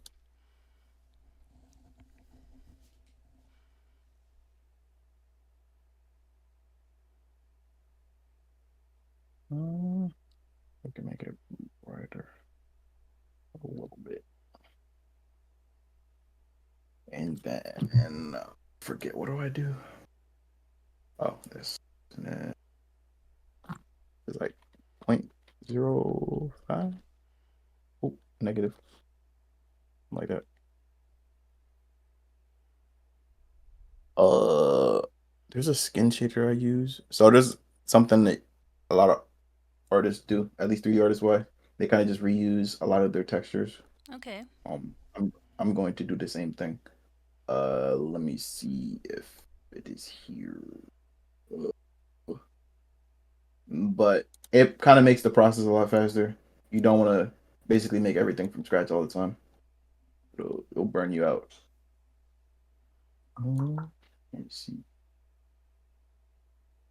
Is this it? Uh, maybe. Oh, that's. Oh yeah, it's taking a while. I don't. Uh, might shut down. Oops. See Daisy. I messed up.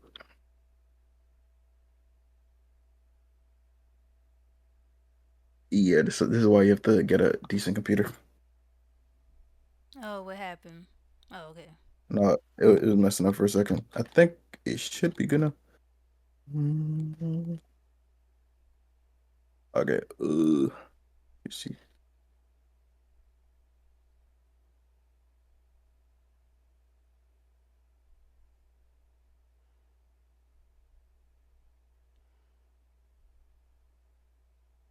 I think that's the look I'm gonna go for because I don't have to put lashes on her anyway.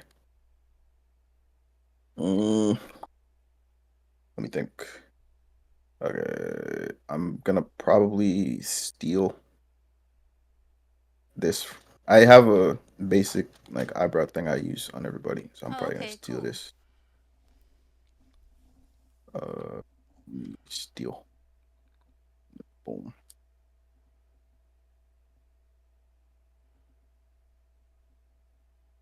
For girls though, I might end up have like a eyebrow pack that's a little Okay. more varied. I don't know. It depends on.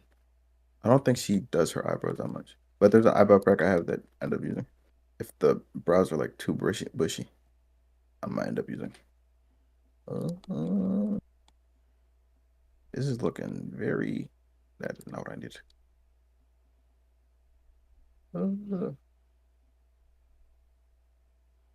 Let me see.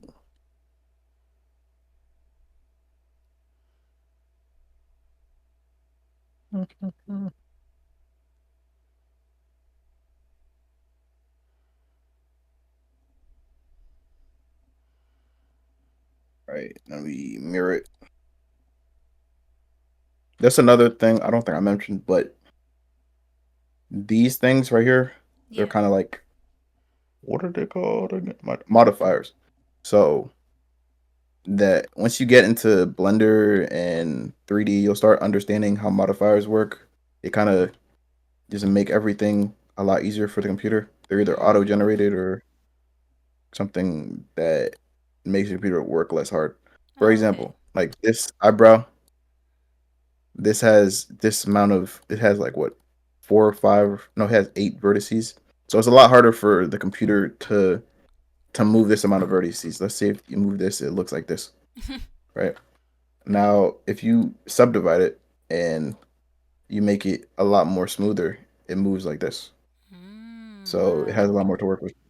And then in that same vein, it also has a solidify, so it makes it thicker because it's Wow. adding a second layer on top. And then the mirrors it on the other side of the body. So a lot of the time when you see stuff for people, they'll kind of only end up working on like one half if they're symmetrical. But let's say for example they have tattoos on one side of the body, Mhm. it's not going to be one half because you don't want to mirror the exact same type of tattoos. Right. Um, Let me think. Eyelashes. Basically, from here on out, I think rather than try to work all the way in a sculpting mode, I kind of work on like a texturing and sculpting at the same time to like Okay. get the best look for it. Because I could work in sculpt, but there's a lot of elements that a person has on their face that you don't start seeing until like you start putting color in them. Right. So there's Right. that. Let me see. Let me just do this. It's a lot easier. It's a lot faster. Uh, but these are the lashes. Let me see. I did not mean to do that. Oh. Uh, where did I put it? Oh, what's this? Let me see.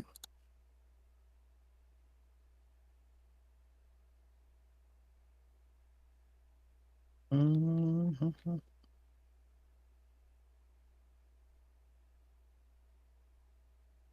But you basically just try to aim for the lashes to go on like the contour of the eye or Mhm. the line of the eye.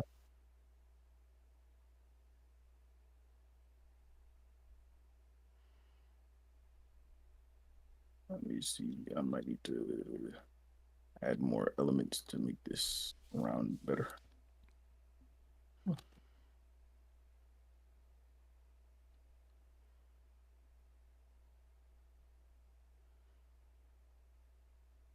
I might end up making a little thicker. Oh, wrong way. And then mirroring it.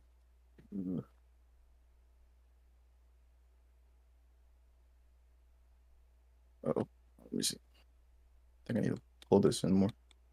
Okay.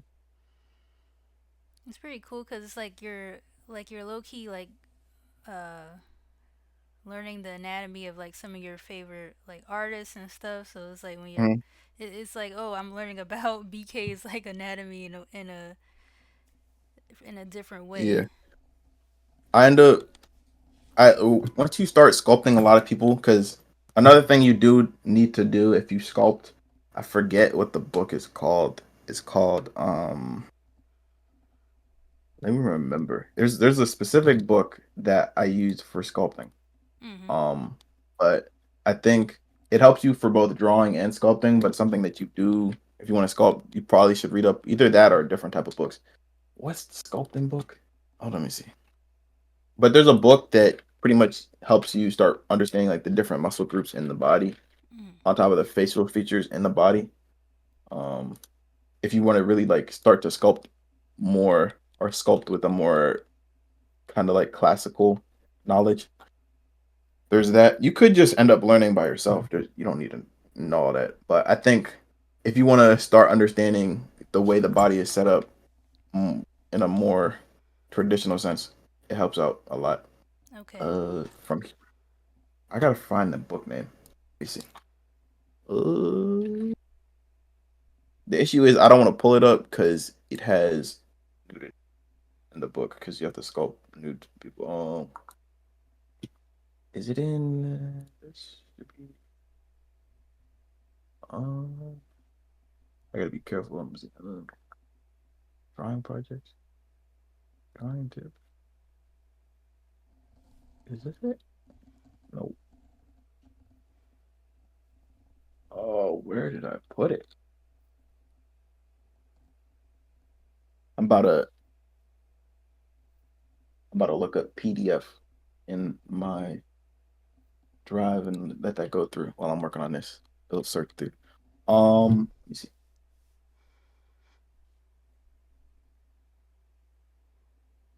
What is it? Oh, it says okay. So there's another thing you can do when you work with textures.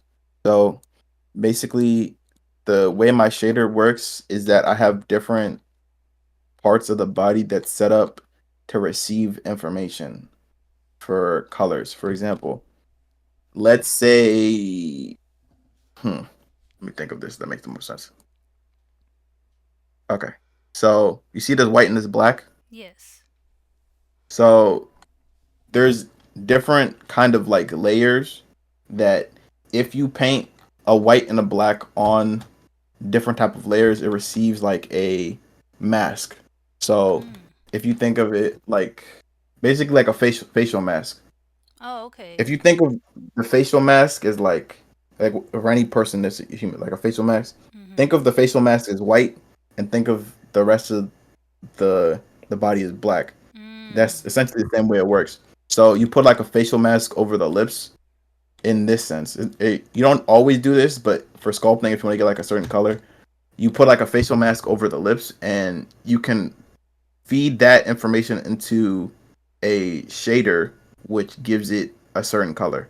So, for example, if I do this, let me name this lips. Okay, so we have lips selected as the mask. It should be able to feed this, so I can do this and then color it as one color. Wow. That's not her lip color, but pretty much work like that. Okay. Uh, what actually is her lip? Oh, it's browner. But I think like the bottom one would have to be this color. Let's do something like that, and then you'd want to not make it that, and then you could blur it a little more along the edges too, and then you could add a lips too, or if you have two tone lips. 'Cause only reason I added this one is because there's more melanated people with two tone lips. I think I have them. Let me see. Let me see. Oh, I messed up. Oh, wrong thing. You could do something like that.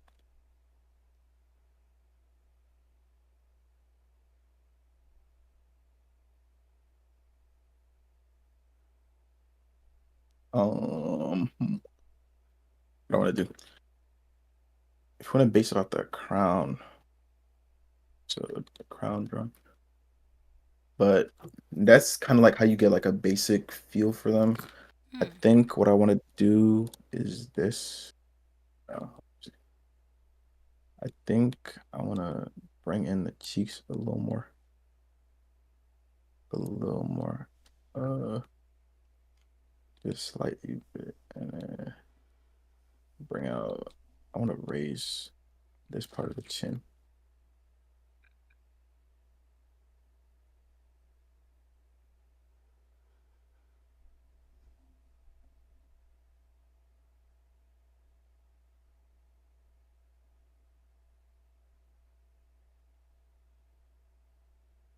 Mm,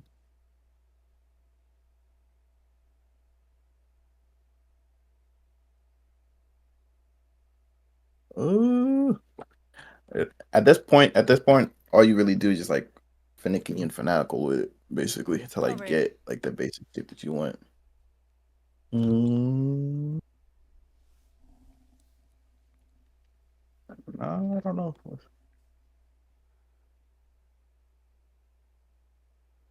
I want to bring out the eyes more. Mm, let me think. maybe, maybe. Actually, I might just leave them wrapped around the eyes like these. It could work. But if I ever get like stuck on a portion of the head, I kind of just like move on to maybe the hair, and I kind of just Okay. like keep working on it later. Yeah, yeah. I think I might end up working on the hair. Hold on. I think I wanna move this up.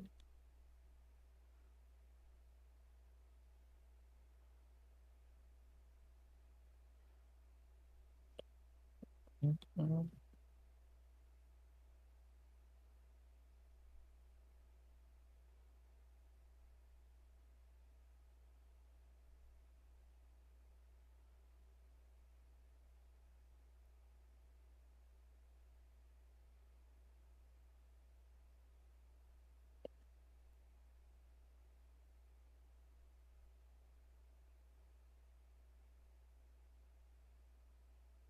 I'm also missing the ears, which I have to add.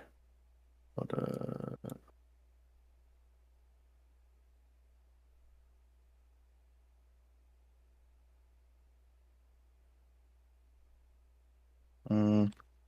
let me work on the hair. Okay, let me think I remember. It's a whole process that you have to do for the hair. At least Okay. braid. Oh no, I'm not doing braids. I'm dumb. Um, hmm. So hair wise, there's different ways that people do hair. Generally, they they kind of sculpt the hair. It depends, but more often than not, they kind of just like sculpt the hair. Um, and they just have it like meshed to the head. At least for this one, we could kind of just mesh it to the head. Let me see. This we'll do this, and then we could do something like a mirror because they're two pigtails. We can kind of do something like this, where if they come out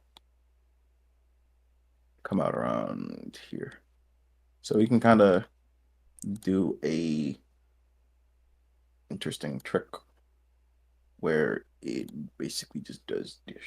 Let me see. There we go, something like this. Oh.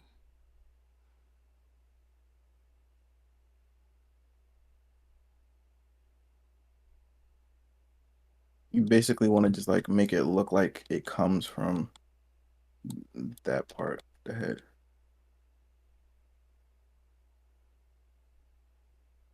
No, no.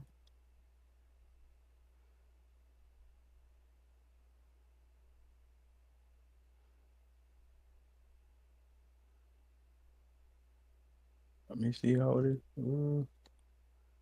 Okay. You won't get everything correct, but you just want like the general feel, and then you can start working from there.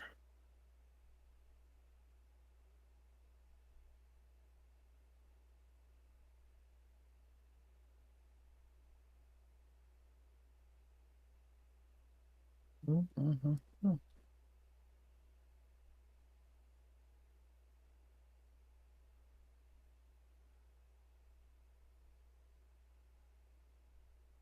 Mm.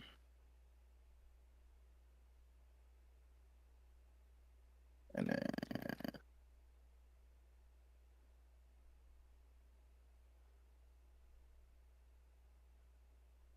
yep, for the polish.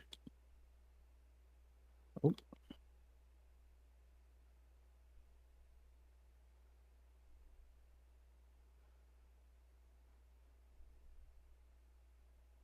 this is where I need the ear. I understand where things go. I messed up. I forgot to add the ear. Oh, the ears. Yeah. Look, I don't really make ears that much, so I just kind of like copy and paste versions of them.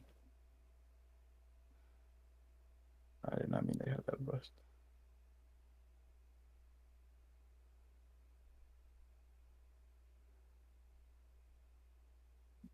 Oh, that's way too big. Uh, should be.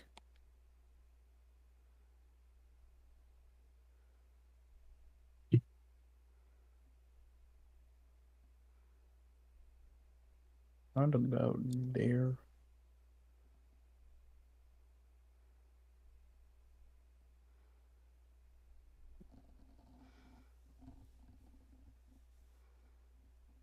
We need to make it the same again.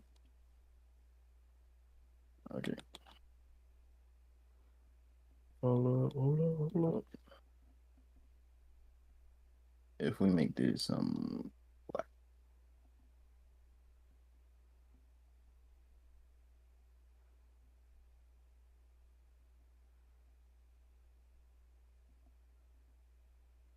hold on, let me move this one down so I can get a better. Really?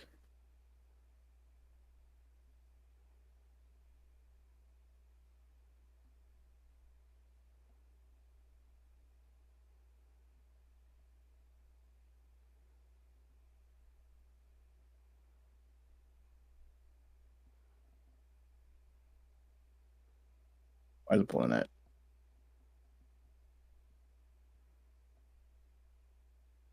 Okay.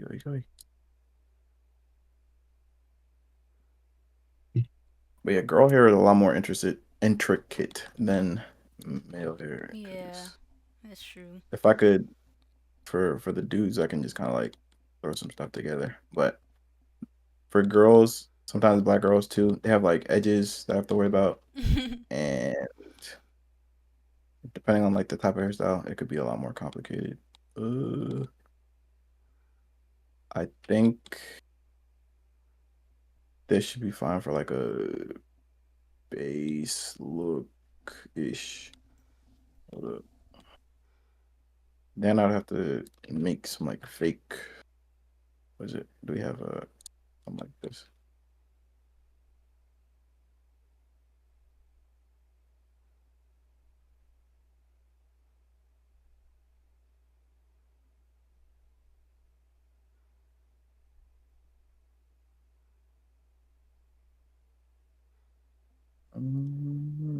Mirror.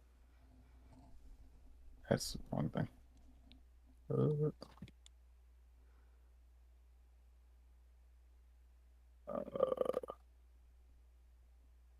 I should go like angle this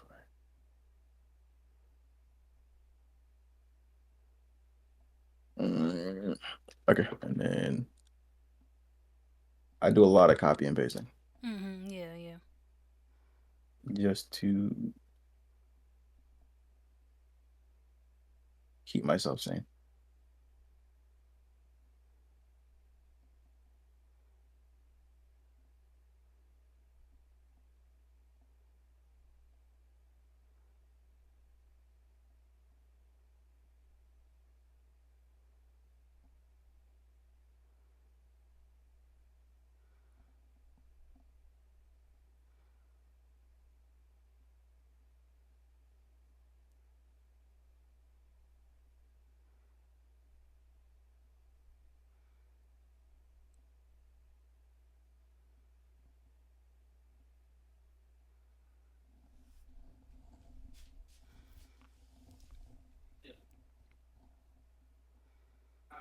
Mm, all right, I gotta do is change the base colors for these to like this. Yeah,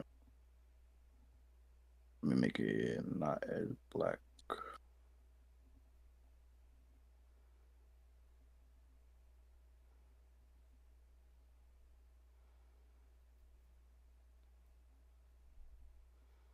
You said it was blue at the end, right? Yeah. Oh, let me see. How would I make this blue at the end?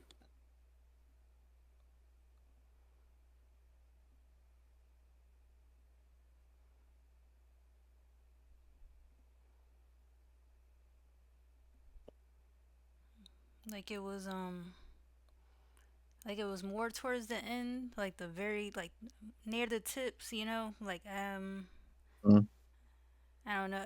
They yeah. don't have a picture of it on Google, but in the video you can see it. I got you. I can do something like this.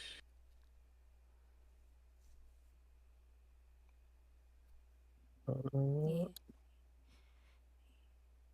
Uh, okay.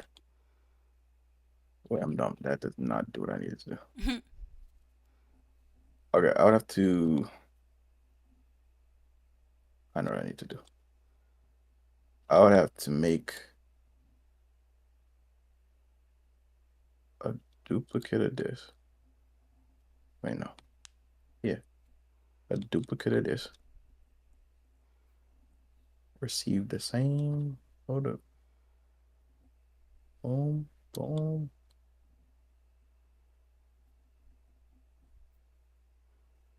This goes into the factor. Crap. Uh,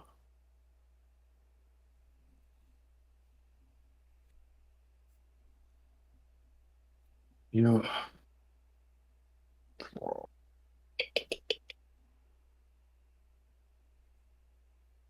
I did not do that. I'll worry about that later. That'll be like the last thing I'll worry about. Yeah, yeah, yeah. Um,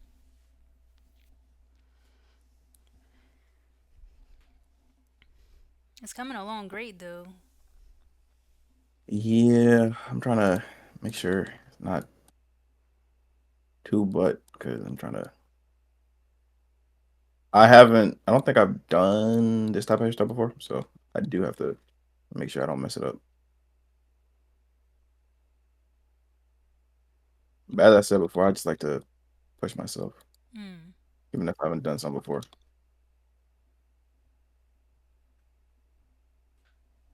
Mm, I think I can retexture this to. Nah, I don't know. Yeah, that does not look correct.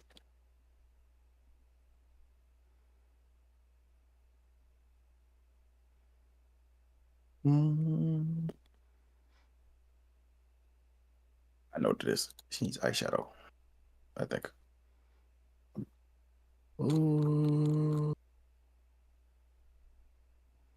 Okay, so we'll do this. The hair will turn into eyeshadow. Here.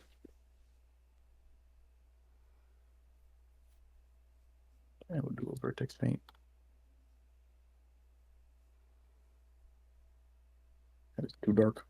Um,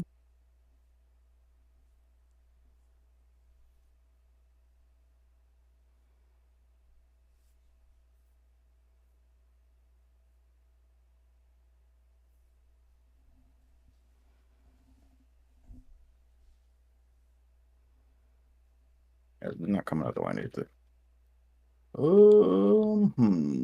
I think what I might do. I might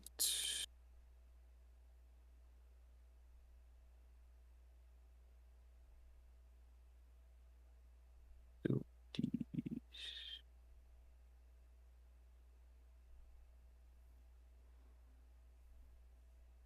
dials.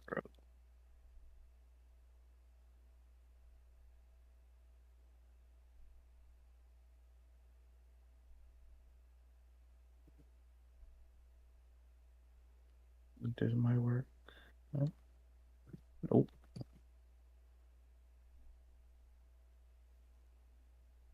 Uh-oh.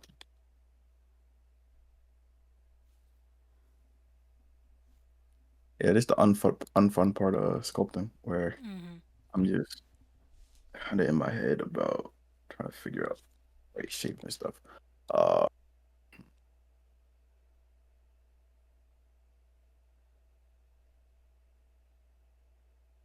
Let me do this.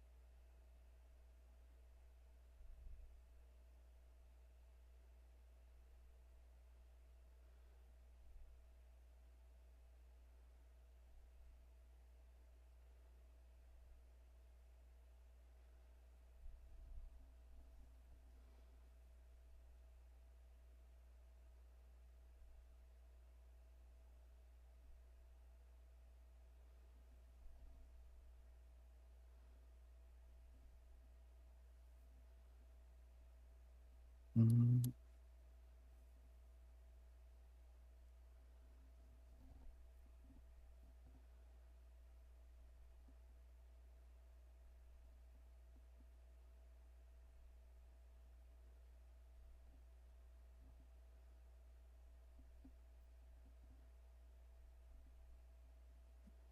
No, no, no, no, no, no.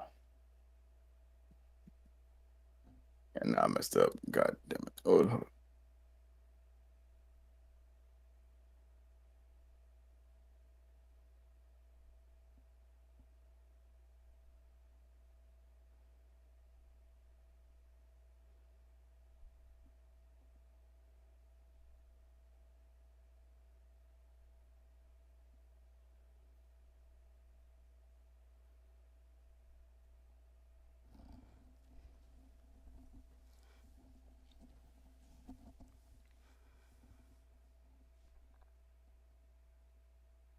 mm, let me see. If I do this, is this better?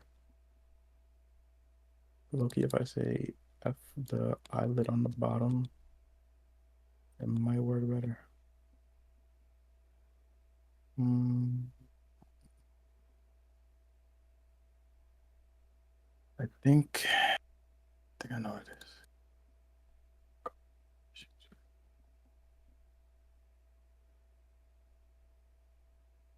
Let me smooth it. No,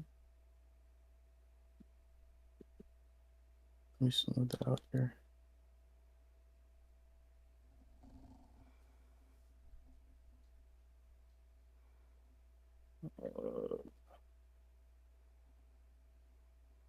I think out at the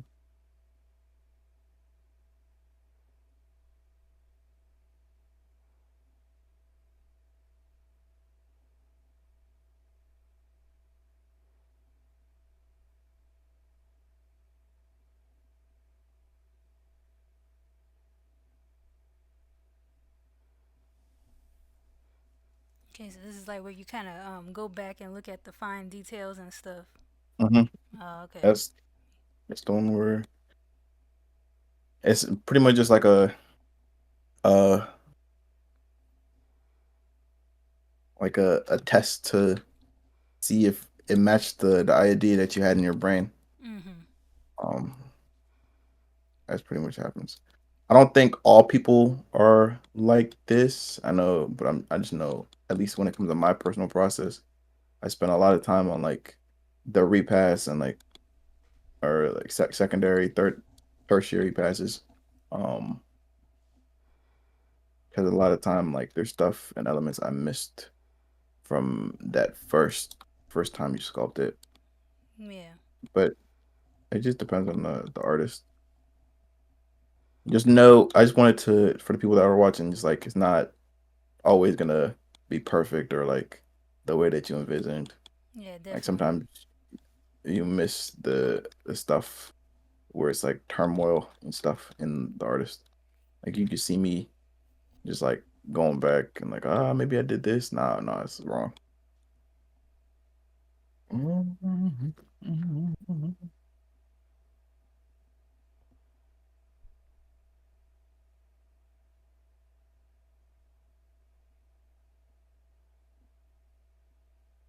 I want it to pop out more? It's another eyebrow need to get closer.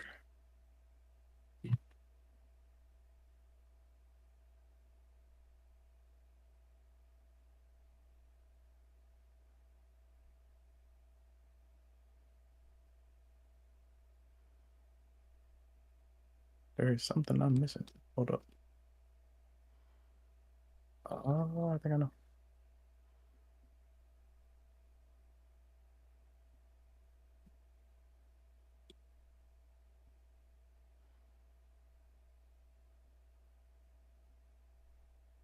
Oh, hold on. It might be this.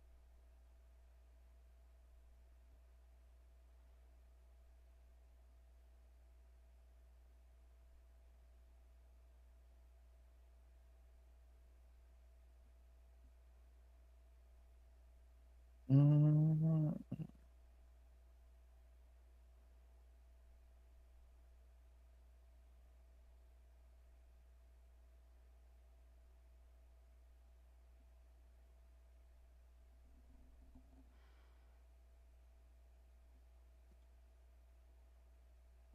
man, hold up.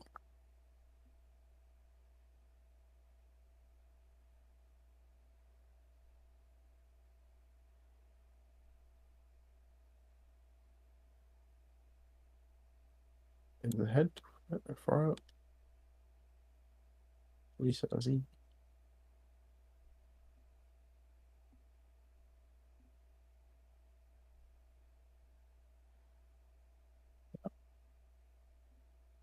Look at this. Uh,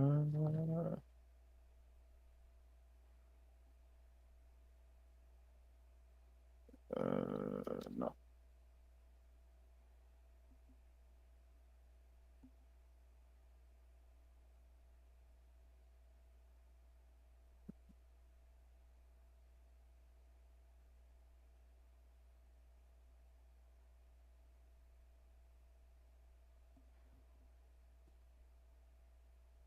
Mm-mm. Oh, yeah. Hold up.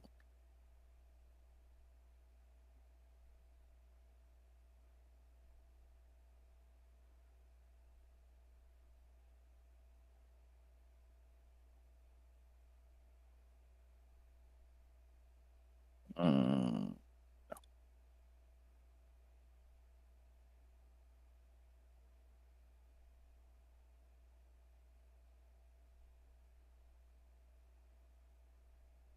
it might be the lips.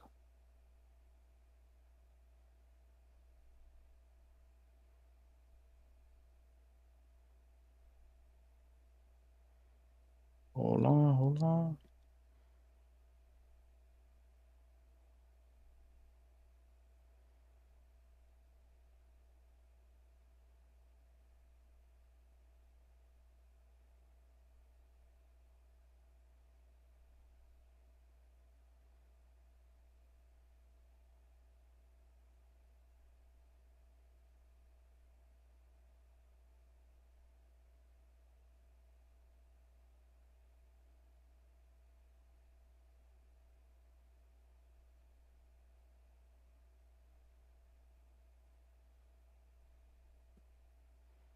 Yeah, it's one of those things. I don't think I'll even like it by the end of this. I might have to hold up. I might just have to say it works if it works. Because like I said before, I'm 100% my biggest critic. So I'll say I hate it. I hate it. I hate it through and through. No Ah, I see. matter I see. how long it's. Mm,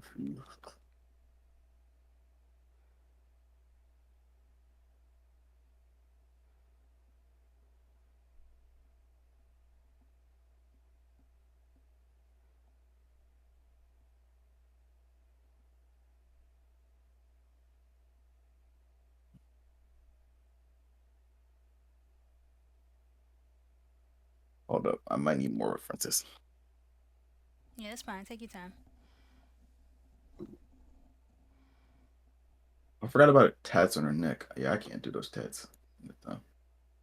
Hold up.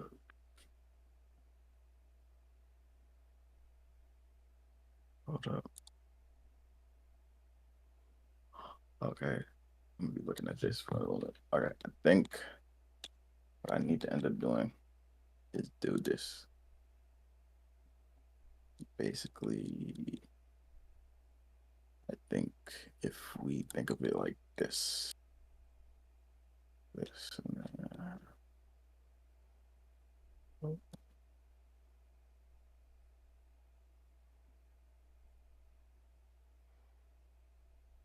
low key. Hold on a second. We do this.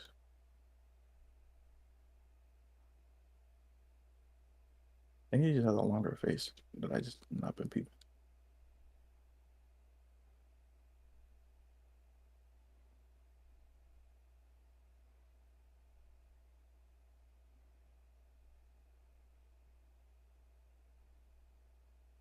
Longer face, lips need to be higher up.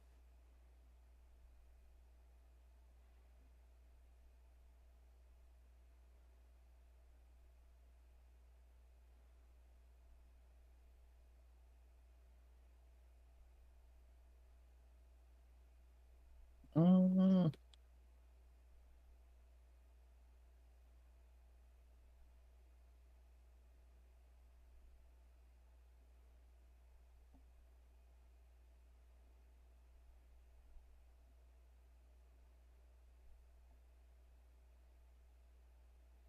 think he's getting there. Hold on.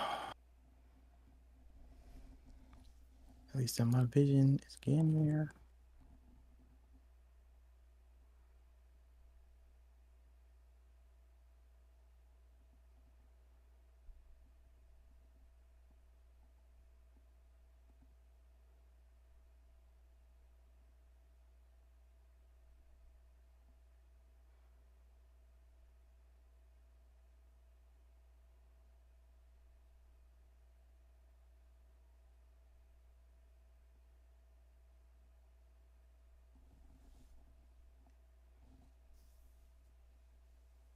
Sure.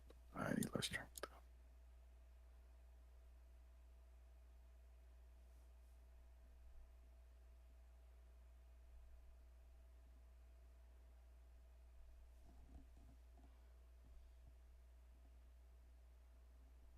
Yeah, this is more like this. It's a lot more what I'm.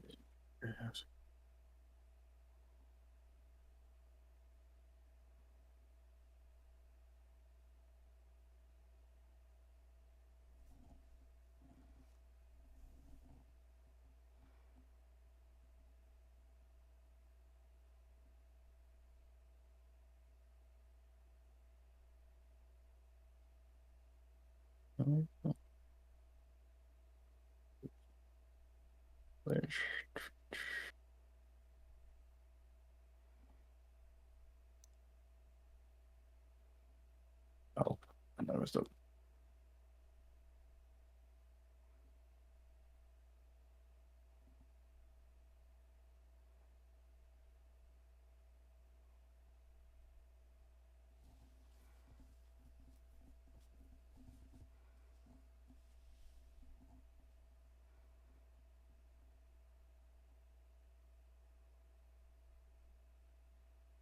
Mm.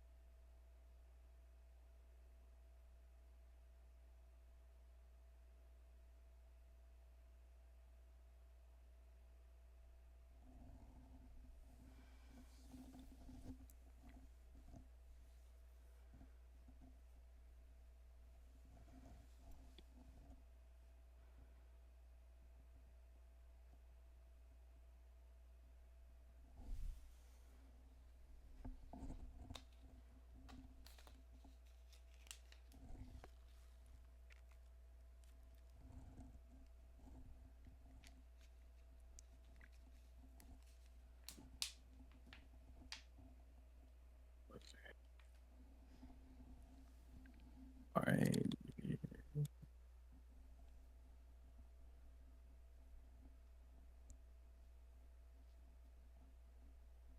Do something like that. Wrong way.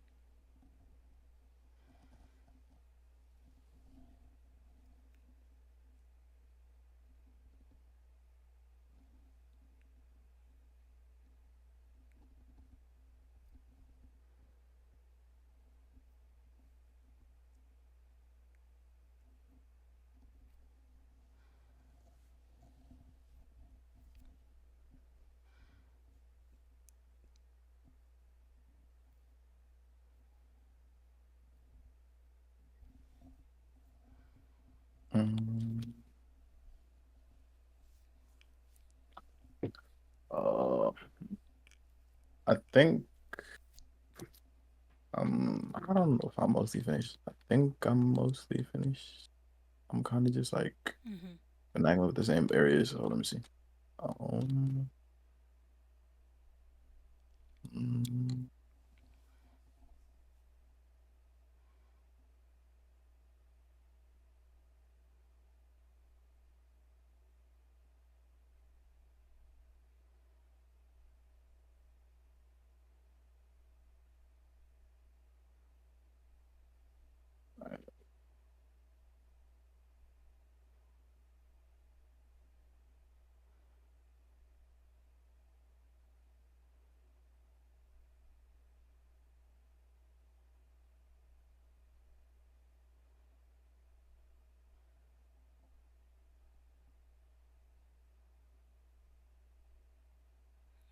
Nice, nice. Were you still I think were you still gonna do the blue tips, or was that too much to do? I can do the blue tips. So let me see.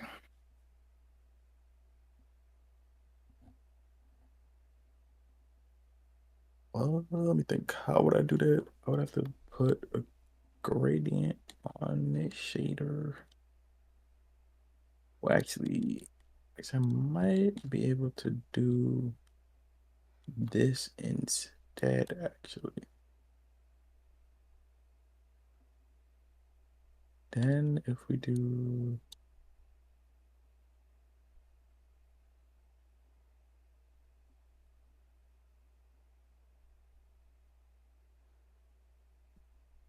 might be able to, why are you grabbing the wrong thing? Grab the white.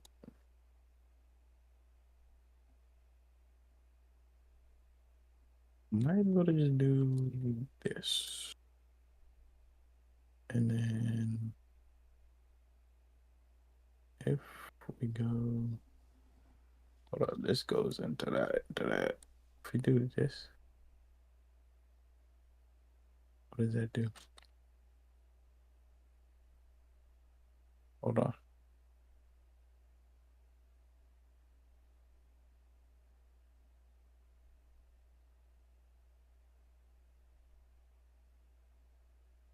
I might have messed something up. Whoops. Hold up.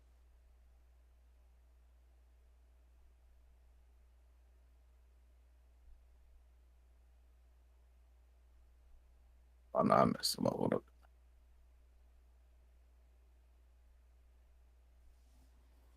Oh, oh no, oh no, oh no. Oh no, oh no, oh no. Wait, oh wait, is that the right color? Am I tripping? I thought that was transparent this whole time. You know what? Let's do this. So it's easier on my eyes.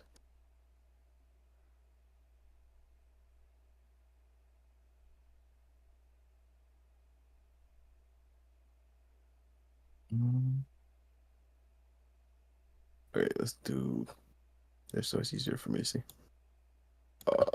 Okay. So I would have to basically, oh, I know what I need to do. Gradient texture. So if we do this into a color ramp, could I just do a color ramp into this? I could do a color ramp with blue here and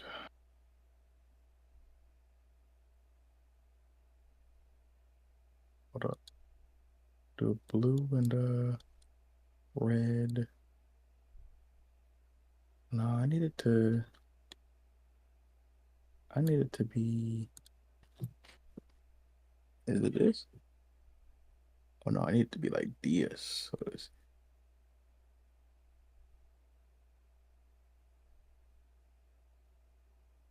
So where the, no way. No, no, no, no, no.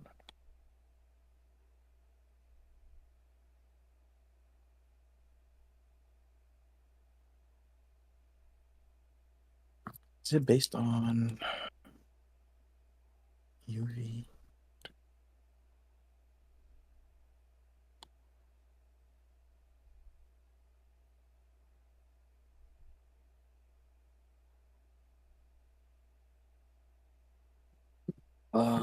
Is it into a? Oh wait, no, it's into this and then into this, right? Oh yeah, this is it. Okay, I got it. So if we put this right here, it should just be the tips. Boom. So if we make this like black and this like a blue,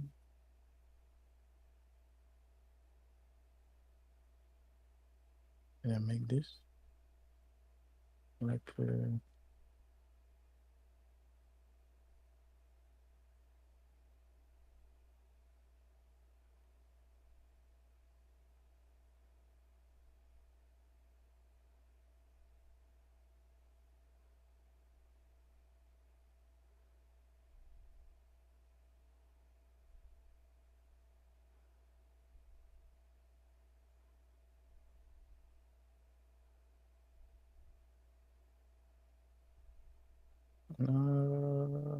these lines, all right.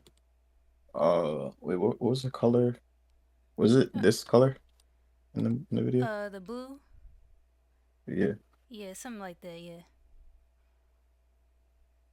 I can make it the same color as the music video. It's right here. I know it was in where was the shot? Oh, it's like a turquoise. Mm. How do I get turquoise? And I guess I can make it something like this. I don't know. I think it's like I mean, I think it was like a tad bluish, but I want blue. Okay. yeah, but blue is fine. Blue is fine. You don't have to do Like this or more a tad darker. Yeah. like this. Ooh. I think it was like more like dark blue. Let me see how dark blue looks. Dark blue. Okay. Yeah, that's fine. Like that. Yeah. Okay. That's dope. That's dope. Okay. Hold up. I want to make sure is this the right material we could use? Uh, this is not low key. I don't think I can use this material, but I could probably do the same type of setup I did here. Or whatever this was. Like, shoot.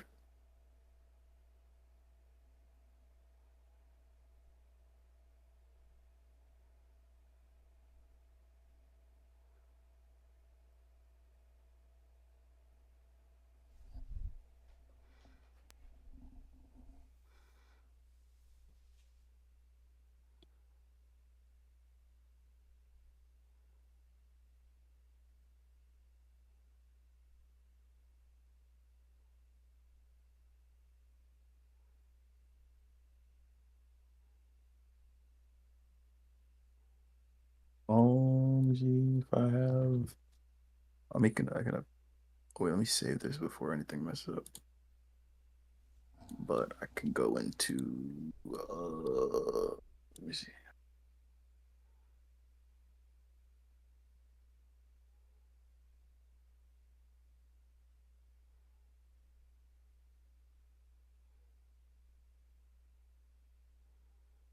I basically just have to set up. Look, I like. Whoa, that is too harsh.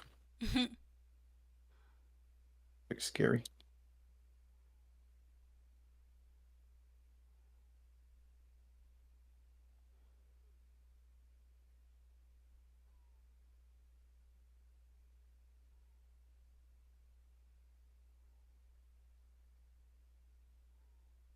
Um,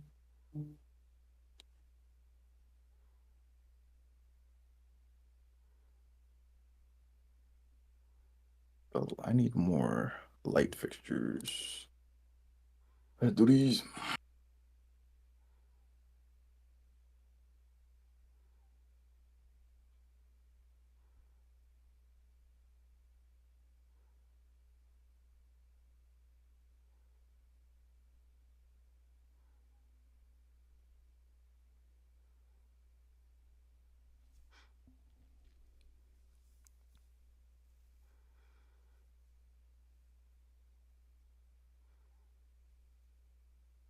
Um, hold up. This light. What if I do this? Okay. And then this light, I think I just have to add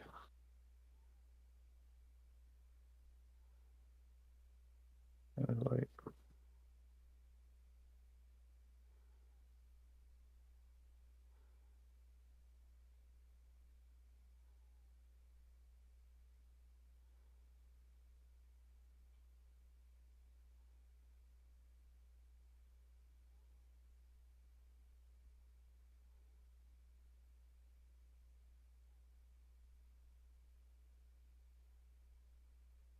Oh, what color they're like It's hard to red. say. These are like red. Jet roughness.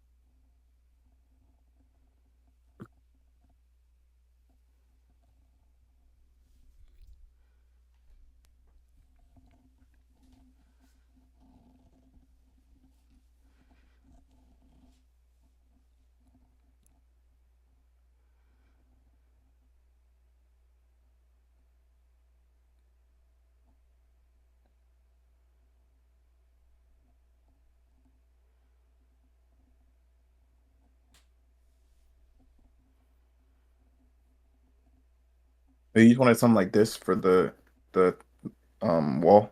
Yeah, yeah, yeah. That's fine. Okay. Yeah, that angle is really cool Uh, right there. Yeah. how would I render it out? I think. Hold up. Let me make sure this doesn't break down. I don't know if in cycles it would make sense. Let me test.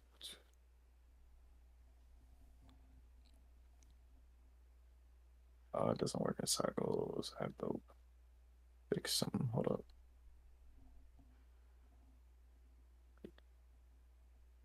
Does this shader not work in cycles? Might not. Oh, yeah, it's not working cycles. Oh,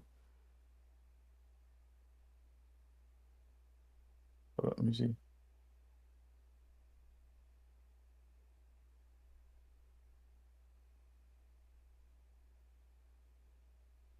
I might say screw the shader. I just do this. Let me see. I can do both of them. Let's see what it looks like. Mm. Let me pause this. Save as. I think it should be here. Okay.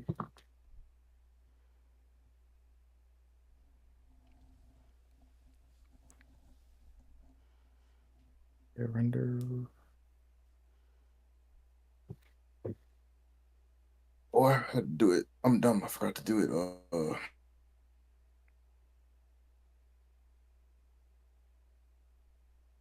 do you call it? Forgot to do it with a transparent background.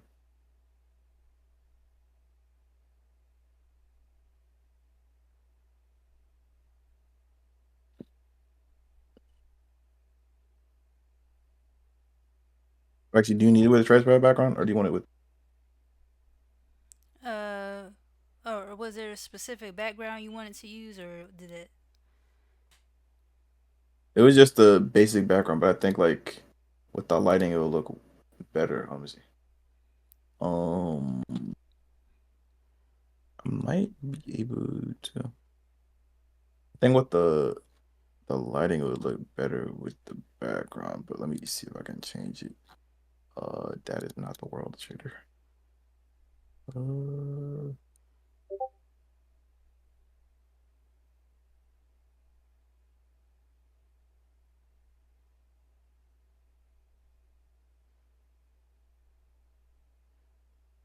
is this? Oh, this one is the one that changes the background. Yeah, but you could do it transparent if you want to. It's up to you whether you want to. Transparent is fine. Okay. I'll do either. Um,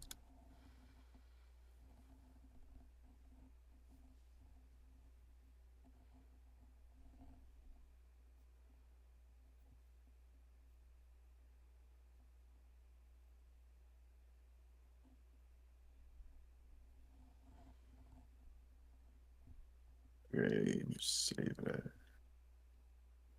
Yeah, it's just either one. I don't know.